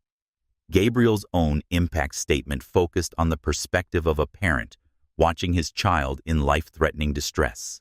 As both a father and a physician, I experienced dual terror, knowing precisely what was happening to my son medically, while feeling the gut-wrenching helplessness of a parent unable to immediately resolve the crisis. He described the ongoing psychological impact on their family. Marcus still experiences anxiety when he sees airline uniforms. He still wakes in the night gasping for breath, convinced his oxygen has been taken away. These are the invisible wounds that persist long after the physical damage has healed. Following the impact statements, Martin Weber offered arguments for leniency in sentencing. Your Honor, Ms. Morris has no prior criminal record and has expressed genuine remorse for her actions. She was operating according to her understanding of airline safety protocols, however flawed that understanding may have been. Weber emphasized Morris' 2 decades of service as a flight attendant and presented character witnesses who described her as dedicated and conscientious. This incident, while serious, represents an aberration in an otherwise exemplary career. When invited to address the court, Rebecca Morris rose slowly. For the first time, she turned to face the Johnson family directly. I want to apologize to Marcus Johnson and his family for my actions on May 15th. She began, her voice unsteady. There is no excuse for what I did. I was wrong to question your medical equipment, wrong to escalate the situation, and deeply wrong to remove your oxygen. She paused, seeming to struggle with her next words. I've had months to reflect on why I acted as I did. The truth is difficult to admit, but I held assumptions based on appearance that led me to question documentation I would have accepted from other passengers. That was discrimination, plain and simple, and it nearly had tragic consequences. Her admission, more direct than anyone had anticipated, created a palpable shift in the courtroom atmosphere. This wasn't the carefully worded, liability-limiting apology many had expected, but a genuine acknowledgement of the discriminatory nature of her actions. I can't undo what I did, but I want Marcus and his family to know that I will spend the rest of my life working to ensure nothing like this happens to another passenger. I accept whatever punishment the court deems appropriate and only ask for the opportunity to transform my mistake into positive change, as the Johnson family has already done. Judge Martinez considered carefully before delivering her sentence. Ms. Morris, you have pleaded guilty to serious crimes that endangered the life of a minor passenger entrusted to your care. Your actions represented not just a violation of federal law, but a profound breach of the fundamental duty of a flight attendant to ensure passenger safety. The judge acknowledged Morris' apology while emphasizing the gravity of her actions. While I appreciate your expressions of remorse today, the court cannot overlook the fact that you disregarded multiple opportunities to correct your course. You were presented with proper documentation, advised by another crew member, warned by medical professionals on board, and explicitly informed of the consequences of removing Mr. Johnson's oxygen. Yet you proceeded anyway, with nearly fatal results. Judge Martinez then pronounced sentence. Rebecca Morris, you are hereby sentenced to 18 months in federal prison, followed by 3 years of supervised release. During your supervised release, you will be prohibited from employment in any transportation industry. Additionally, you will complete 500 hours of community service specifically with organizations serving minority individuals with medical needs. As a final component of the sentence, the judge added a unique requirement. Furthermore, once your prison term is completed, You will participate in the Breathe Free Foundation's industry education program, sharing your experience as a cautionary example for airline personnel in training. This participation will continue throughout your 3-year supervised release period. This last provision, connecting Morris' sentence directly to the educational initiatives the Johnson family had established, represented an innovative approach to restorative justice. Rather than focusing solely on punishment, it created a pathway for Morris to contribute to preventing similar incidents in the future. As the proceedings concluded, reporters rushed to capture reactions from all parties. Outside the courthouse, Gabriel offered a measured statement to the assembled media. Today's sentence appropriately reflects the seriousness of what happened to our son, while also creating opportunities for education and prevention. From the beginning, our family's goal has been transformation, not merely punishment. We believe that genuine accountability includes contributing to solutions that prevent similar incidents in the future. When asked about the unusual requirement that Morris participate in the Breathe Free Foundation's education program, Gabriel responded thoughtfully. Judge Martinez's decision to include this educational component represents an innovative approach to justice. Ms. Morris' first-hand account of how bias affected her judgment could be powerful in helping other airline personnel recognize and address their own unconscious prejudices before they lead to harmful actions. Marcus, standing beside his father, added his own perspective. The most important outcome today isn't the prison sentence, but the acknowledgement of what actually happened. Ms. Morris admitted that discrimination drove her actions, not concern for safety. That truth matters more to me than any punishment. As the Johnson family departed the courthouse, Rebecca Morris was led away to begin serving her sentence. The case that had captured national attention had reached its legal conclusion, but its broader implications continued to unfold across the airline industry and beyond. Later that evening, in the privacy of their hotel room, the family reflected on the day's events. "How are you feeling, Marcus?" Olivia asked, concerned about the emotional impact of facing Morris in court. Relieved, he replied after consideration. "Not because she's going to prison, but because she actually owned what she did.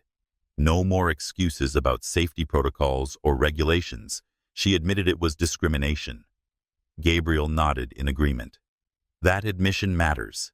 It validates your experience in a way that no technical legal outcome could have. And it might help her change," Marcus added. "You can't fix something if you won't even admit it exists."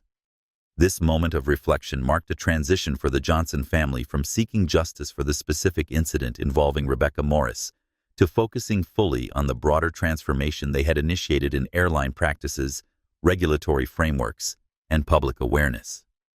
The next morning, as they prepared to return to Atlanta, Gabriel received a call from Patricia Reynolds at the FAA. "Dr. Johnson, I wanted to update you on the implementation of the new medical accommodation regulations. All major carriers have submitted their compliance plans ahead of schedule, and initial reports indicate dramatic improvements in how flight crews are handling passengers with medical needs. This accelerated implementation, unusual in an industry often resistant to regulatory changes, reflected both the compelling nature of Marcus' case and the cooperative approach the Johnson Initiative had fostered among stakeholders. With the criminal case concluded and the civil settlement with Atlantic Airways finalized, the Johnson family could now turn their full attention to the constructive aspects of their mission, building the foundation, advancing the MIT technology, and ensuring that the regulatory reforms took root permanently throughout the industry. 1 year to the day after Rebecca Morris had removed Marcus Johnson's oxygen tube on Flight 427, the Johnson family prepared for a moment they had once thought impossible.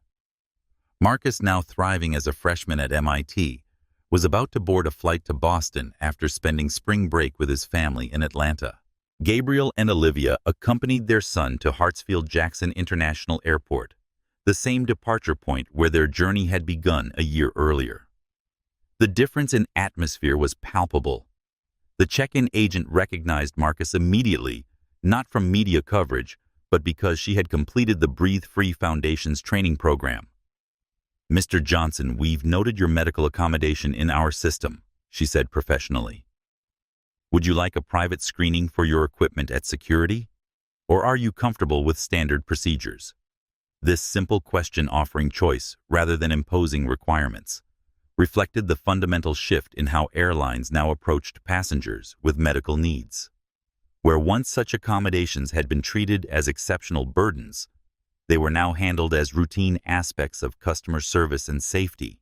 At the security checkpoint, the TSA officer processed Marcus' oxygen concentrator, efficiently scanning the MedVerify tag and confirming its approval without unnecessary scrutiny or suspicion. The entire interaction took less than a minute, a stark contrast to the prolonged questioning they had experienced a year earlier. As they approached the gate, Marcus paused, taking a deep breath. Despite all the progress, this moment returning to an aircraft with his medical equipment carried emotional weight. "You okay?" son Gabriel asked quietly. "Just remembering," Marcus replied, but also appreciating how different things are now. The gate agent welcomed them warmly again, noting the medical accommodation in the system and confirming that the flight crew had been briefed. These simple courtesies, systematic rather than exceptional, represented exactly the kind of transformation the Johnson Initiative had sought to create. Boarding proceeded smoothly with Marcus, among the first passengers invited onto the plane due to his medical needs. As they reached the aircraft door, a senior flight attendant greeted them. "Mr. Johnson, welcome aboard. I'm Sandra Mitchell, the lead flight attendant for your journey today. We've prepared your seat with access to power for your device, and the entire crew has been notified of your accommodation requirements. If you need anything during the flight, please don't hesitate to let any of us know." The professional, matter-of-fact nature of this interaction, treating medical accommodation as a standard safety procedure rather than an imposition, brought tears to Olivia's eyes. This was precisely the approach that could have prevented the trauma their family had experienced a year earlier. As Marcus settled into his seat and connected his oxygen concentrator to the power outlet, Gabriel noted how seamlessly the accommodation was handled. No questioning of documentation, no suspicious glances, no suggestion that the equipment didn't belong, just routine professional service that respected both medical needs and personal dignity. "This is how it always should have been," he remarked quietly to Olivia. "And how it will be from now on," she replied, squeezing his hand. Before leaving their son to his flight, Gabriel and Olivia embraced him with the mixture of pride and protective concern that defines parenthood. This milestone, Marcus flying independently again with his medical equipment, represented not just personal healing, but the culmination of their family's mission to transform how airlines accommodated passengers with medical needs. "Text us when you land," Olivia reminded him, just as she had a year earlier. "I will," Marcus promised. "But don't worry, things are different now." As Gabriel and Olivia watched their son's plane depart, they reflected on the extraordinary journey of the past year.